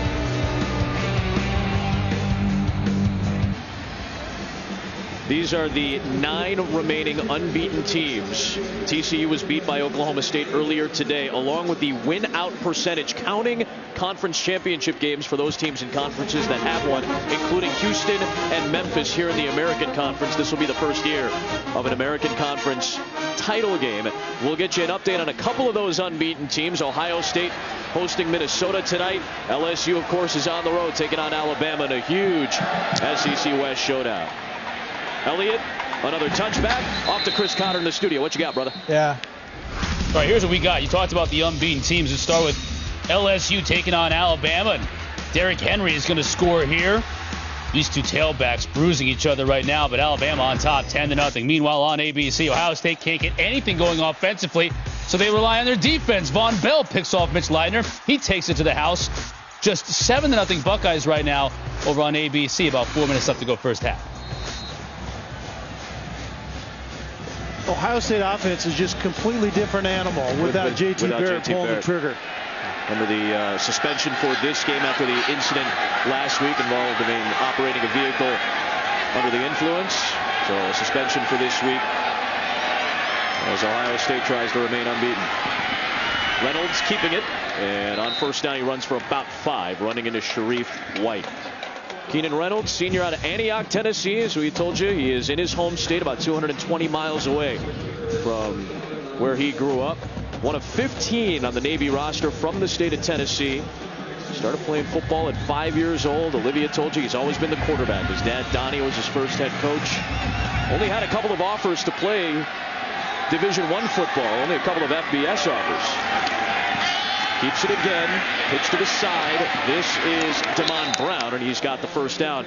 More on Keenan with Olivia. Guys, I was standing right by Keenan ever since he came off the field after the last drive, and he hardly said a word to anyone. He was just focused on warming up, holding hand warmers, very focused on that. And he did tell us this week that he's gotten a lot better at dealing with the ups and downs throughout a game, and his big focus, not letting his teammates see when he is down. You know, there's one thing on his mind tonight, and it's rushing for a touchdown. Whether he says it or not, you know that's on Navy's mind. First down 10. Misdirection for Reynolds, who got dragged down before he could make a quick decision. However, it may be a face mask penalty against Michael Edwards. Looked like his hand may have gone a little bit further up than he wanted to. Personal foul, face mask, defense number 95, 15-yard penalty, automatic first down. Indeed, it was a face mask against Michael Edwards. Edwards makes a nice play, gets penetration on the defensive line, then he has the quarterback, fights off the block and just reaches right there with his right hand. That's unfortunate because that's a really nice play by 95 Edwards. Again, Memphis is one of the most penalized teams in college football. That's just the third accepted penalty against them for 40 yards tonight, but it comes at a crucial time. And it sets up Navy inside of Memphis territory. Straight up the gut. There goes Yazell. And a really good first down run. Second down. Well, don't forget Monday Night Football coming your way. And two teams that have lost a bunch of games by one score. Bears come in at 2-5. Chargers are 2-6. Yet both teams are coming off 3-point losses. They're desperate for a win. Out west, it'll be Monday Night Football, Bears and Chargers. Phillip Rivers, former North Carolina State Wolfpack QB. Big run, Chris Swain into the open field, and it's another rushing touchdown for Navy. And don't look now, but Memphis is down double digits again. The Navy rushing attack doing the work tonight in Tennessee. And when Keenan Reynolds gets this offense to the edges, the defense a lot of times gets their eyes in the wrong place and they forget about the fullback. And that's exactly what Navy made him pay for right there with Chris Swain, 245 pounds, rumbling into the end zone. If you haven't seen the triple option, if you haven't seen Navy play football this year, the fullback does the damage. Chris Swain, who had 5 touchdowns on the season coming in, has rumbled for 3 of them tonight, and Memphis down double digits again.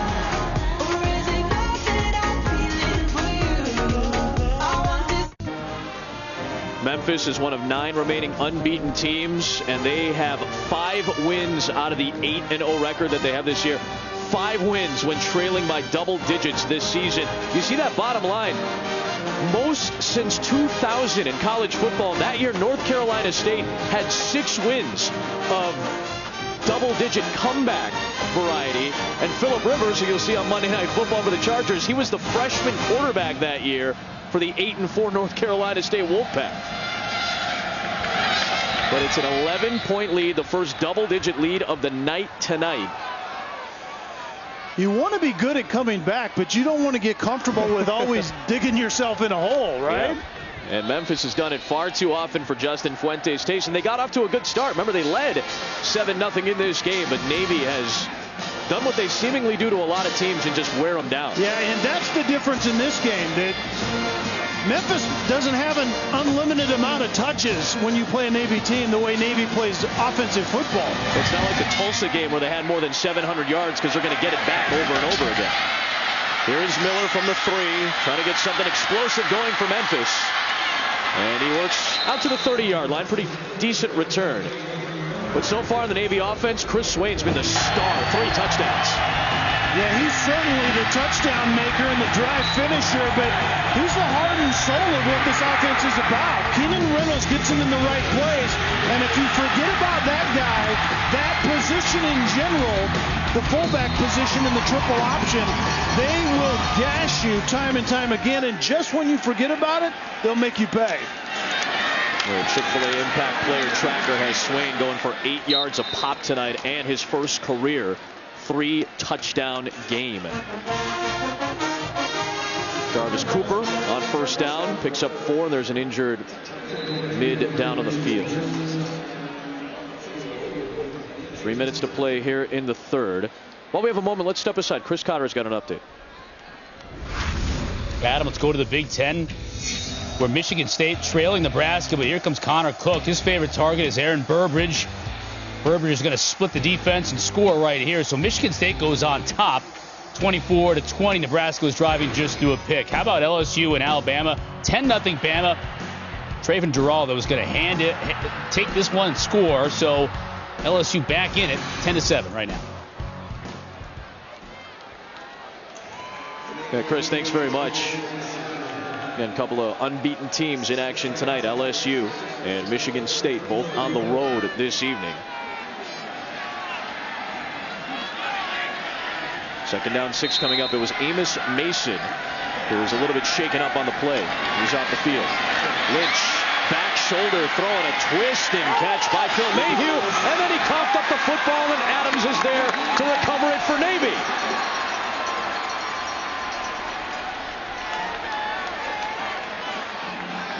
And another Memphis turnover after a great catch by Phil Mayhew, but he could not hold on to the football.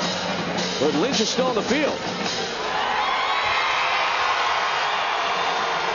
I don't really know what the question is. Phil Mayhew certainly seemed to cough that one up. Catches the ball in the seam, but that's another benefit of Navy playing in zone defense. They break out of zones and get to that football, and then they're ripping at it with multiple players around the ball. Ted Colburn was the one who forced the fumble. You saw the Memphis offense wait an additional moment on the field. The call on the field was a fumble recovered by Navy, and now Adam Savoy is going to head over to the headset, and Jack Kramer, the replay official, is going to check this out. Likely they're going to check whether the knee was down for Mayhew or not after he had made that catch. And we've talked so much about Navy's defense building structure and clutter for Paxton Lynch to have to find windows in. But another benefit is guys are in their zone, they're watching the football, and you have multiple players break on the ball. Phil Mayhew catches it here. Look at the defenders ripping at it. Is that left knee down? You're exactly right. That's the question. Was the left knee down while Mayhew was in possession of the ball, or was the ball coming out? Indisputable video evidence. And remember, it was called, rightly so, a fumble on the field. Yeah, you think it's going to be a fumble either way. They could confirm this potentially. Left knee is getting close right there. Well, I don't know there. Yeah, that's a pretty good look. The ball's not out, right? Based on that, it didn't seem like the ball was out of the possession of Mayhew, and I think this may be enough. This may be considered indisputable video evidence to overturn the call on the field. And if it is, man, is that a break for Memphis. And the rule book actually adds beyond all doubt. Indisputable video evidence, but it's beyond all doubt. So it's always so important how it's called on the field, and officials are taught to let it play out and let it be a fumble, and you can always overturn it if need be. But that's the point of the replay process. You still don't want to take everything out of the hands of the human element on the field, which are the officials that work so hard to try to make the right calls. After review, ruling on the field stands. Now again, can you look at that replay and say, I think it was indisputable, or you think it was indisputable video evidence to overturn the call on the field? Maybe, but based on what the replay booth saw, they did not feel that it was indisputable video evidence, so they go with the call that was made on the field by the officials, not conclusive, not indisputable. Although you can make a pretty good argument at the very least. Here is Swain, who's got 3 touchdowns tonight, and he picks up a yard. Well, and most of the time, Adam, with the replay situation, if you and I are discussing it and we can't quite decide, that's exactly how it's determined on the field. That's the point. That's not indisputable video evidence. And so if you have a question at home, typically you're right and they're not going to overturn it. That's a good way to think about it. Second down, 9. Again, when Navy wins the turnover battle, 16-1 over their last 4 seasons. Reynolds will keep it. Wasn't much room to pitch on the short side of the field that time. Ran into a tough spot with Jameel Collins closing in. It was somewhat of a bad angle because Quincy Adams came off the corner and got essentially between Reynolds and the pitch guy, because the pitch guy had some room out on the edge if Reynolds could have got him the football.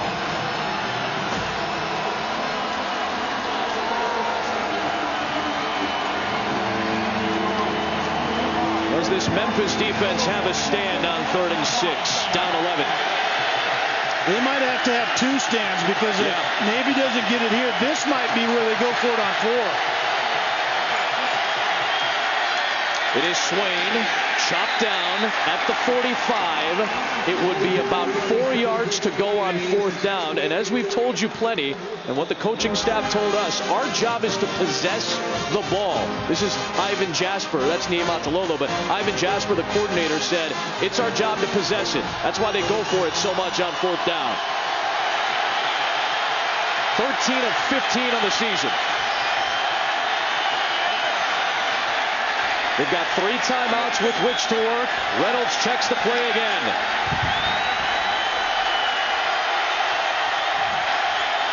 Trying to draw him off. Yep. It looks just like what he typically does going to the line of scrimmage. They sold it well, but a lot of quality discipline by Memphis.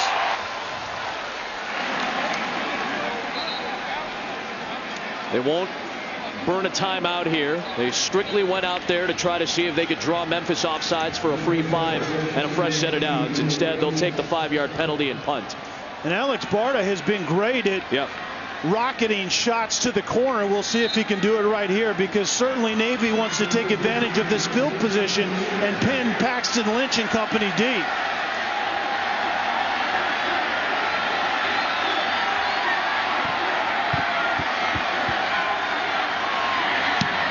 He's been a good directional kicker tonight. Going towards the sideline, and it was grabbed by Miller. And Miller gets out of the end zone. And he is pinned at the 2-yard line. What a punt by Barta. And I don't know why Anthony Miller makes an over-the-shoulder end zone catch. He shouldn't have. Completely wrong decision right here. This ball was into the end zone. Regardless of how much you want to make a play right here, you have to consider your offense doesn't want to inherit the ball on about the inside the 5-yard line. Poor decision by Anthony Miller. And a fantastic punt by Barta and great coverage by Navy. Yeah, Barta didn't find the coffin corner, but Miller billed him out and made a bad decision. So another long field in front of Paxton Lynch, although twice they've gone over 80 yards for touchdowns tonight. Lynch rolling and throwing, and a diving attempt incomplete by Mose Frazier. This is a big drive and a big swinging series, I think, in the story of this game, because if Memphis doesn't end up with the yardage that they need to try to get a first down, you're looking at Navy with the ball at the start or early in the 4th quarter, trying to burn off a lot of clock with 11 points as their lead. Good run on 2nd down by Dorcius. Close to the sticks, about a yard shy, and it'll be 3rd and short when we start the 4th quarter. There are 9 teams without a loss in the FBS right now. Memphis is one of them. They've been trailing by double digits all year. They trail by 11. Navy hasn't beaten an AP-ranked team in 6 years. They're up through 3 with first place in the American West on the line.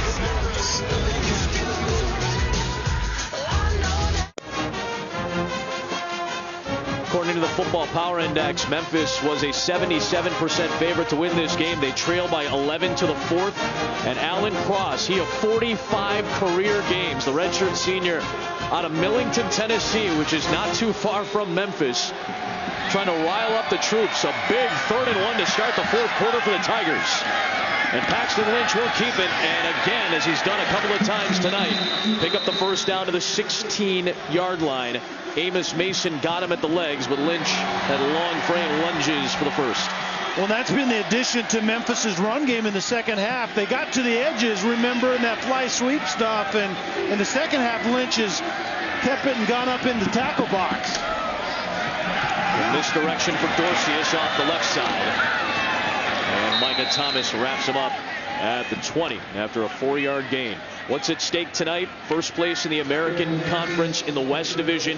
Houston won earlier tonight over Cincinnati, so they're 5-0. The winner of this game keeps pace and still has an edge going forward with a division title in mind. Lynch all day to the sideline, incomplete. At the 40 for Tevin Jones, 3rd and 6. Chris Cotter, what you got?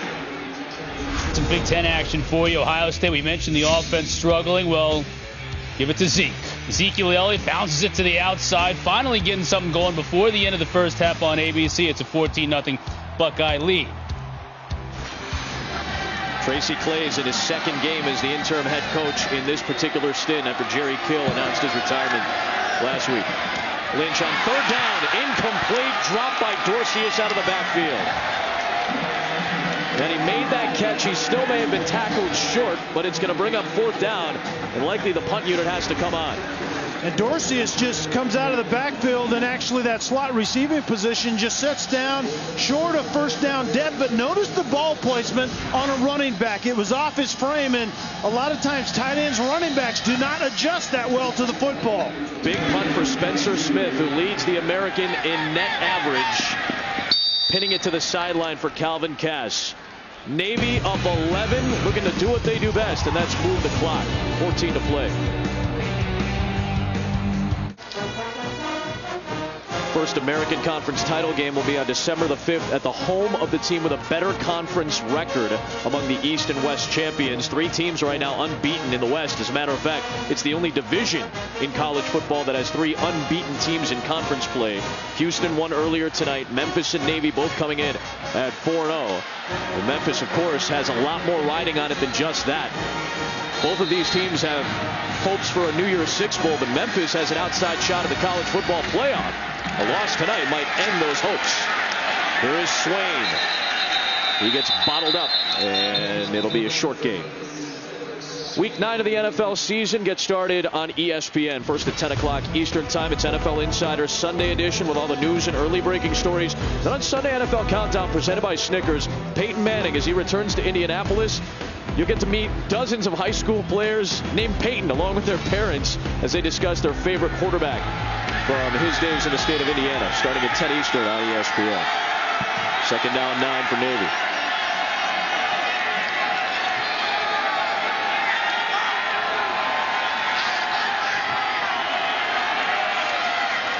Swain, 3rd down, and a big one coming up for the Memphis defense. Swain has been a rock star tonight. 3 rushing touchdowns for the first time in his career on a night that had Keenan Reynolds as the headliner, hoping for a rushing touchdown to break the all-time record. It's been Swain doing the damage. 3rd and 5.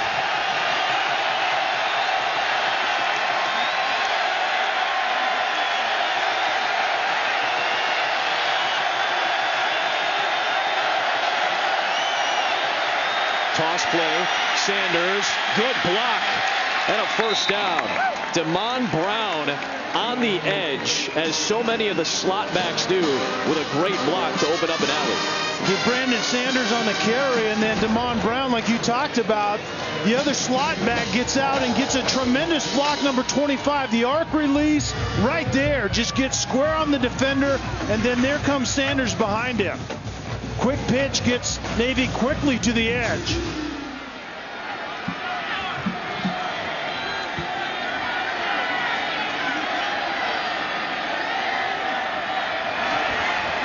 This time going to the right for Romine. And Romine turning the corner for a 1st down. Shoved out of bounds at the 36-yard line. 13 more Navy rushing yards. Yeah, this is just a good play one way. Let's flip it and do it the other way. Once again, you see the block by goalie, number 22. And then Romine gets to the edge. And before long, you're going to see Swain again, rumbling up inside. The fullback will be established sooner than later. Navy over 300 yards on the ground. A pitch to Gully. Gully shifting his way and takes a hit from Deshaun Terry after about a 4-yard run. About 2.5 probably, more accurately. This is actually Ezel inside, Ezel, and look at all the attention, and guess what's outside? Room to run for the pitch. That's how this offense works. Whether the fullback gets it or not, he's essentially the epicenter of what the triple option is all about. 253-pound focal point will get the handoff here. For more yards and a makeable 3rd down and 4. 3rd and 4, clock is being chewed up. This is a drive-killing offense, and they don't have to wait for a drive-killing 4-minute situation. They start to have drive killers at 12 minutes. Or clock killers, and that's what we're seeing right here.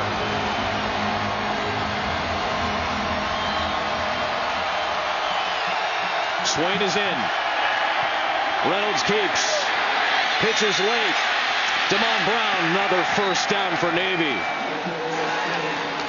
They just grind and wear on you. That was the 52nd rush of the night by Navy. Well, Galen Scott was afraid of this right here, the Memphis defensive coordinator. Fullback up inside, Keenan Reynolds, immaculate ball handling, and then he gets Romine to the edge, or excuse me, Damon Brown that particular time. Very difficult to defend when you have a surgeon like Reynolds running it from the quarterback position.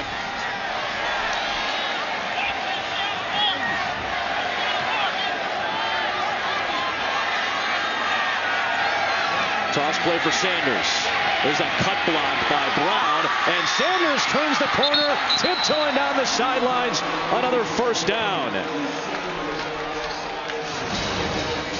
So is Sanders going in motion to be the pitch guy in the triple option that direction, or are they going to pitch in the ball quickly and gain leverage outside?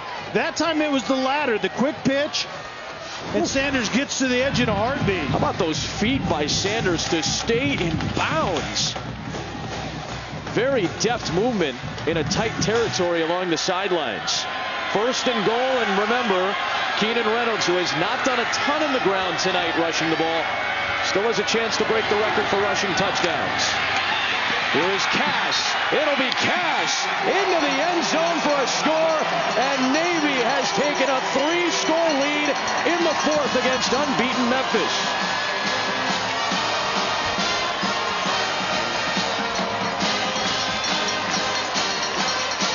When a defense gets worn down and gets tired of this same look, fullback inside, pitch outside, they lose angles.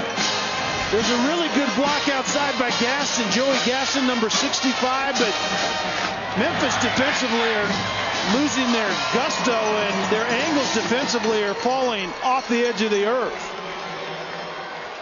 10 to play, 18-point game, and this is the 1st career rushing touchdown for Calvin Cass, and it has given Navy a big lead on the road.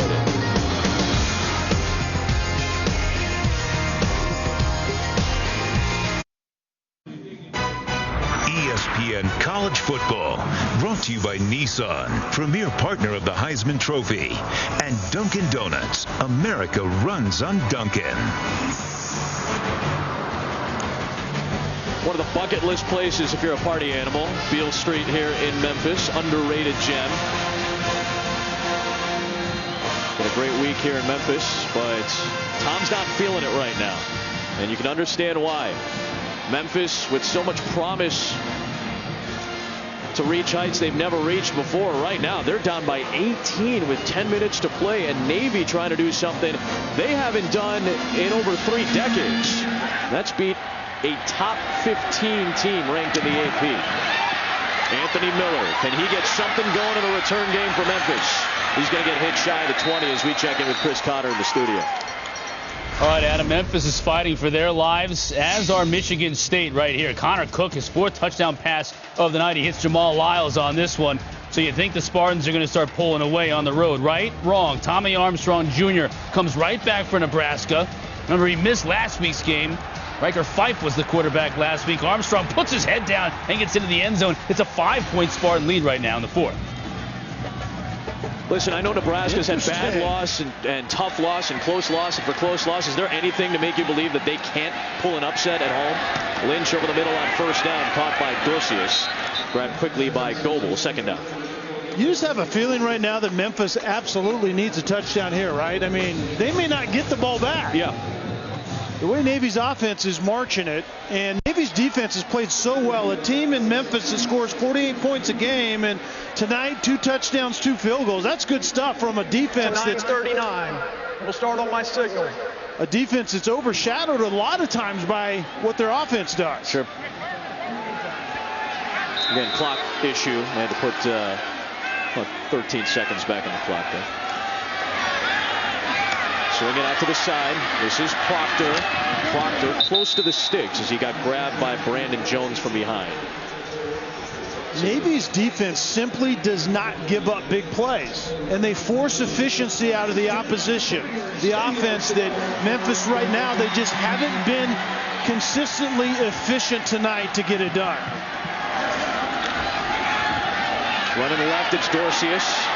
And he lost the football again, and it's Navy ball as Clemens dives on top of it.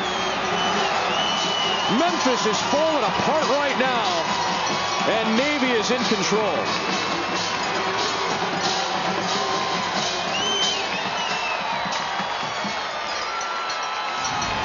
You lose the turnover takeaway to Navy, and you simply can't beat them. Dorcius puts the ball on the ground right here, and Clements jumps on top of it. I think it was Barber from his free safety position breaks it loose. Tough sledding right now in Memphis for the Tigers.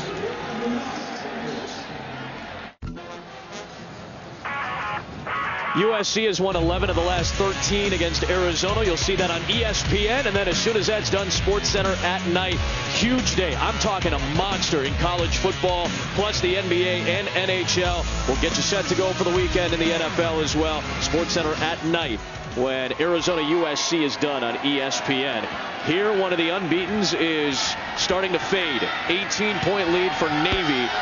Looking for an upset of an AP top 15 team. Memphis, the number 15 team in the AP poll for the first time since 1984.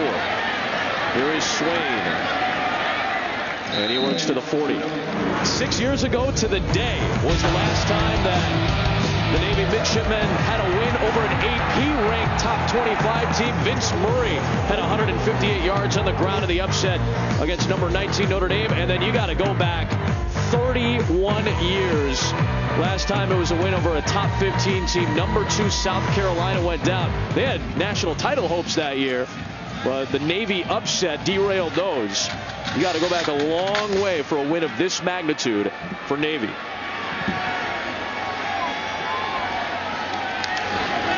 Swain again, first down, and still on his feet to the 26-yard line. He's putting together one special night on what could be a monumental night for the Navy football program. And you notice the offense that Navy was running in those clips from 31 years ago, right? Just about the same, I would say. Their fullback wasn't nearly as big as Chris Swain, but the desire was the same. The concept was the same, and this is a difficult out this time of the year. This game, this triple option where offensive players are cutting you to the ground and they grind you out and you get less touches offensively. This is a tough team to beat this time of the year. Reynolds runs it to the 21-yard line. When we talked with Ken Niumatalolo this week, he said that this is probably the biggest game that he has ever coached in outside of the Notre Dame games and the Service Academy games. This has the most magnitude of any game that he's coached in, and this is certainly one of the biggest opportunities outside of Notre Dame and the Service Academy games that Navy football has had. Not only is it a win against the ranked teams and all that good stuff if they close this out, but they are in serious contention, along with Houston, for a New Year's Six bowl game. Let's not forget about that. Reynolds, with time running out, didn't like the look, and will step aside as well. 7:14 to play. Navy.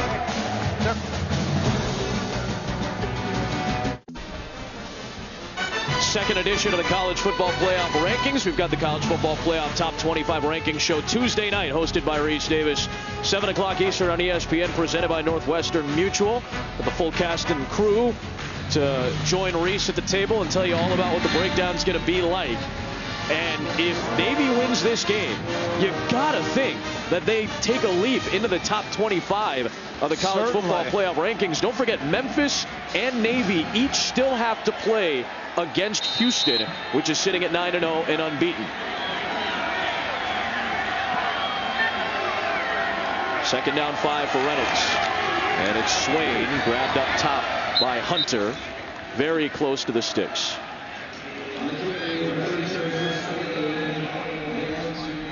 Third down and 1. And Navy in no hurry right now.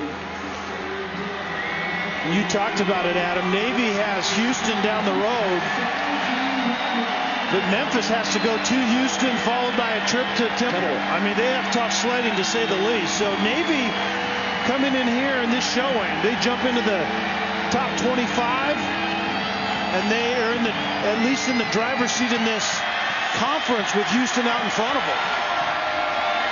They're down 1. They go to Swain here. They do. The guy who's got his 5th career 100-yard rushing game tonight keeps this drive alive for Navy. Yeah, let's not forget that, too. And let's not write the obituary on Memphis' season just yet. They are still well alive for the West Division Championship.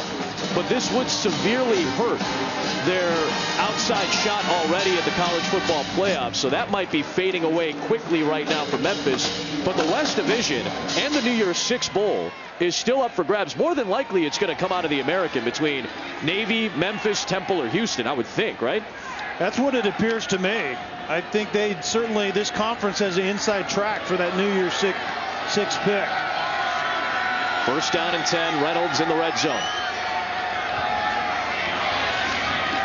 Swain again. And this is a big body. Most rushing yards that Memphis has allowed in over 8 years. You got to go back to November of 2007. The last time they gave up over 350 rushing yards. And Memphis came into this game only giving up 119. Yeah, they weren't bad. However, a lot of that is because of the shootout type of games that they've been in. They play a lot of spread offensive teams, certainly. Yeah, pass the ball a lot. And teams that a lot of times were needing to throw the football to stay in games in that shootout mentality. But 371 on the ground for Navy tonight. Reynolds is keeping it.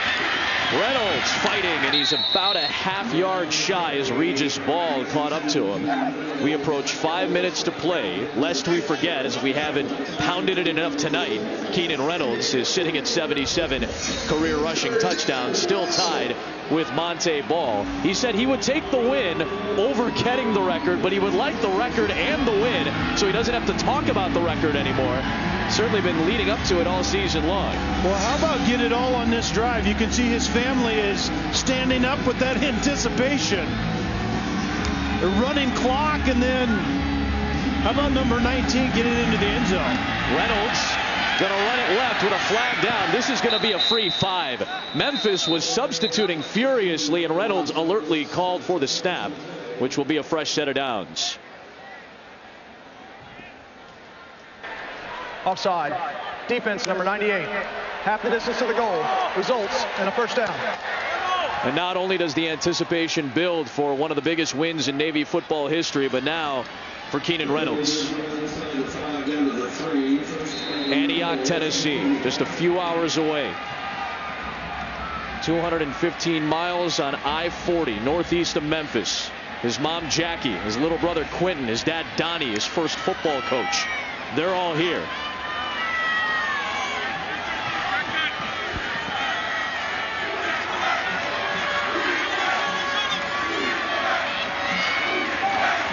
Reynolds keeping it, trying to work forward, and he is inches away from the goal line. It'll be second down and goal. Well, Navy is putting in extra offensive linemen. Robert Lindsey is in there as well, number 75. They're doing everything they can to get this ball in the end zone for Keenan Reynolds. There's Lindsey, the sophomore out of Florida. 6 offensive linemen and counting. We may be up to about 8 or 9 before this drive's out.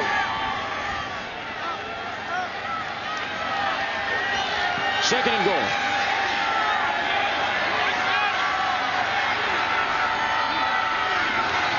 Toss play, running right, another rushing touchdown for Navy. This one belongs to Damon Brown.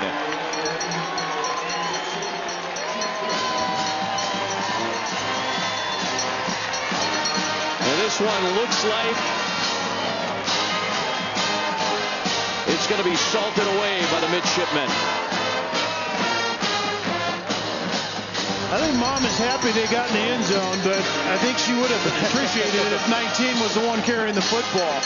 Keenan Reynolds, I watched him after that play, and he truly was very excited that they got in the end zone, and that is the type of player he is. He would like to have that record, but I think it truly means more to him for them to come away with this huge win.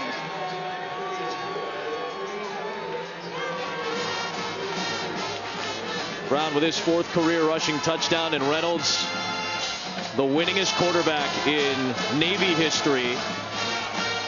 Assuming they close this one out, he'll tie Joel Stabby for 3rd in terms of wins among active quarterbacks. Kevin Hogan and Stanford put it to Colorado earlier today. And Connor Cook in a dogfight with Nebraska on the road tonight. But that's the type of kid that Keenan Reynolds is. We got a chance to talk with him this week, and you can tell he's very humble about it. And you get that sense from a lot of young men on this Navy roster. For those of you who haven't gotten a chance to really watch Navy football, again, these are not young men who are going to be necessarily playing at the next level like a Paxton Lynch is going to. We talked about contrast of styles. What about contrast of postgraduate? No doubt. These are young men that are going to be serving our country in some capacity after their football careers at Navy are over.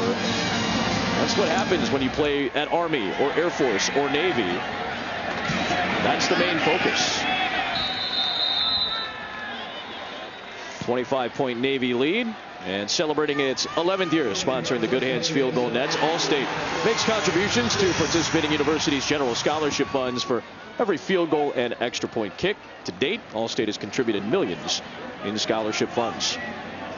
Yeah, it's pretty interesting when you talk about Paxton Lynch as a redshirt junior can come out after the season, and right now some are projecting him as the first quarterback taken in the draft. He'll be the face of an NFL team, and Keenan Reynolds will be serving our country somewhere in the world. That's the difference. Frazier makes the catch. Let's not make it sound like we're disparaging anybody who doesn't serve the country. Obviously, we're not making it seem like that, but it's just a different contrast of what it means to go to a service academy to play football.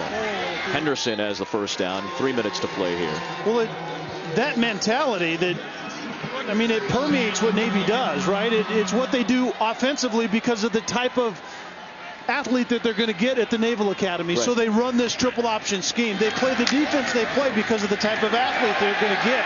And they do it with precision. And when they win the turnover takeaway, you simply can't beat them.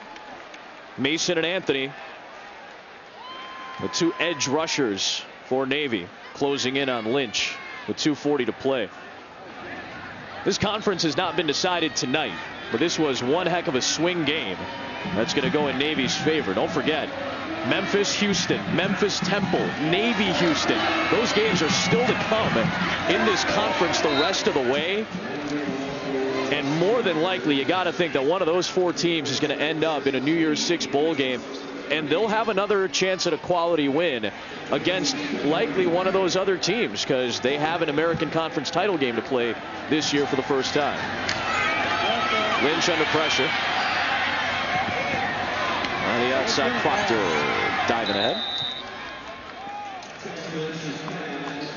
Don't forget, Monday Night Football tonight. A couple of quarterbacks in Jay Cutler and Phillip Rivers.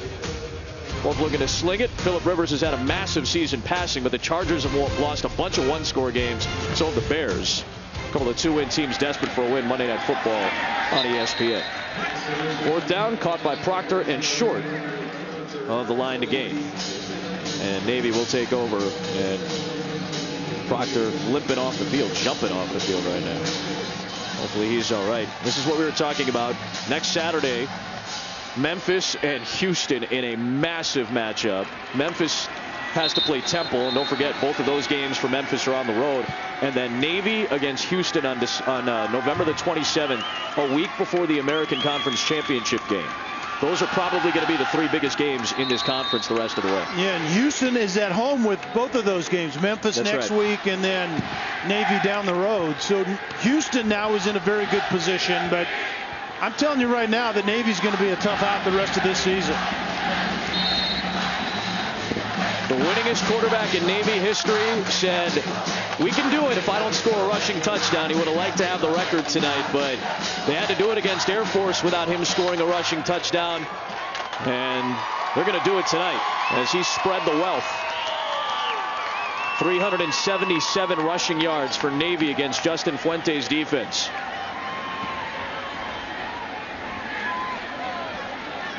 Earlier today, Air Force got a win over Army. So if Navy, after all is said and done in the American Conference, if they beat Army, they will take back the Commander-in-Chief's trophy. They'll win it for the 10th time in the last 13 years if they win that game in mid-December. And if you talk to any of the academy schools, including Navy right here, the Commanders-in-Chief trophy is their emphasis every year. Navy's going to go to 7-1 for the first time in 11 years. And Ken Niumatalolo in his 100th game as the head coach of Navy is going to come away with one of the biggest wins in program history. First win over an AP top 15 team in 31 years. And they knock Memphis from the ranks of the unbeaten. We're down to 8 unbeaten teams in college football. What a win for the midshipmen tonight.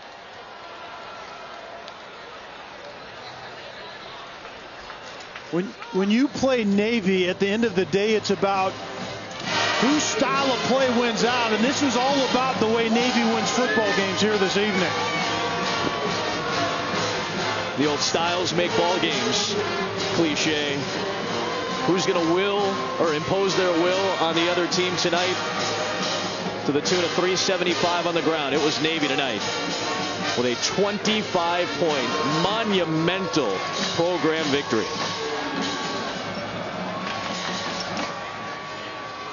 Keenan Reynolds again ran this triple option to near perfection in his home state. And a career night for Chris Swain with 3 rushing touchdowns. Down to the field, Ken Niumatalolo with Olivia. Coach, people will be talking about this one for a long time, beating a top 15 at home. What does it say about your program? Just really proud of our kids. And really at the end there, we were trying to get Keenan the ball, but he saw something, he checked the play, and he checked to another play, let one of his teammates score. Well, that just shows you kind of young man. He had a chance to break the record at home. He checked the play and I just told him that, that's why this kid's special. Was that a priority for you to get him to break that record here in front of his home team? Oh, it would have been nice, but he's just a great kid. I just got so much love for this guy. Just happy for him. Coach, thank you. Congratulations. One of the biggest wins in Navy history. The record will wait. But right now, the midshipmen are undefeated in conference play. They are 7-1 for the first time in 11 years. They knocked Memphis from the ranks of the unbeaten in dominant fashion, 45-20. Cal and Oregon are coming up. Back to the studio. College football scoreboard for Kelly and Olivia. Adam Amin, sings so long.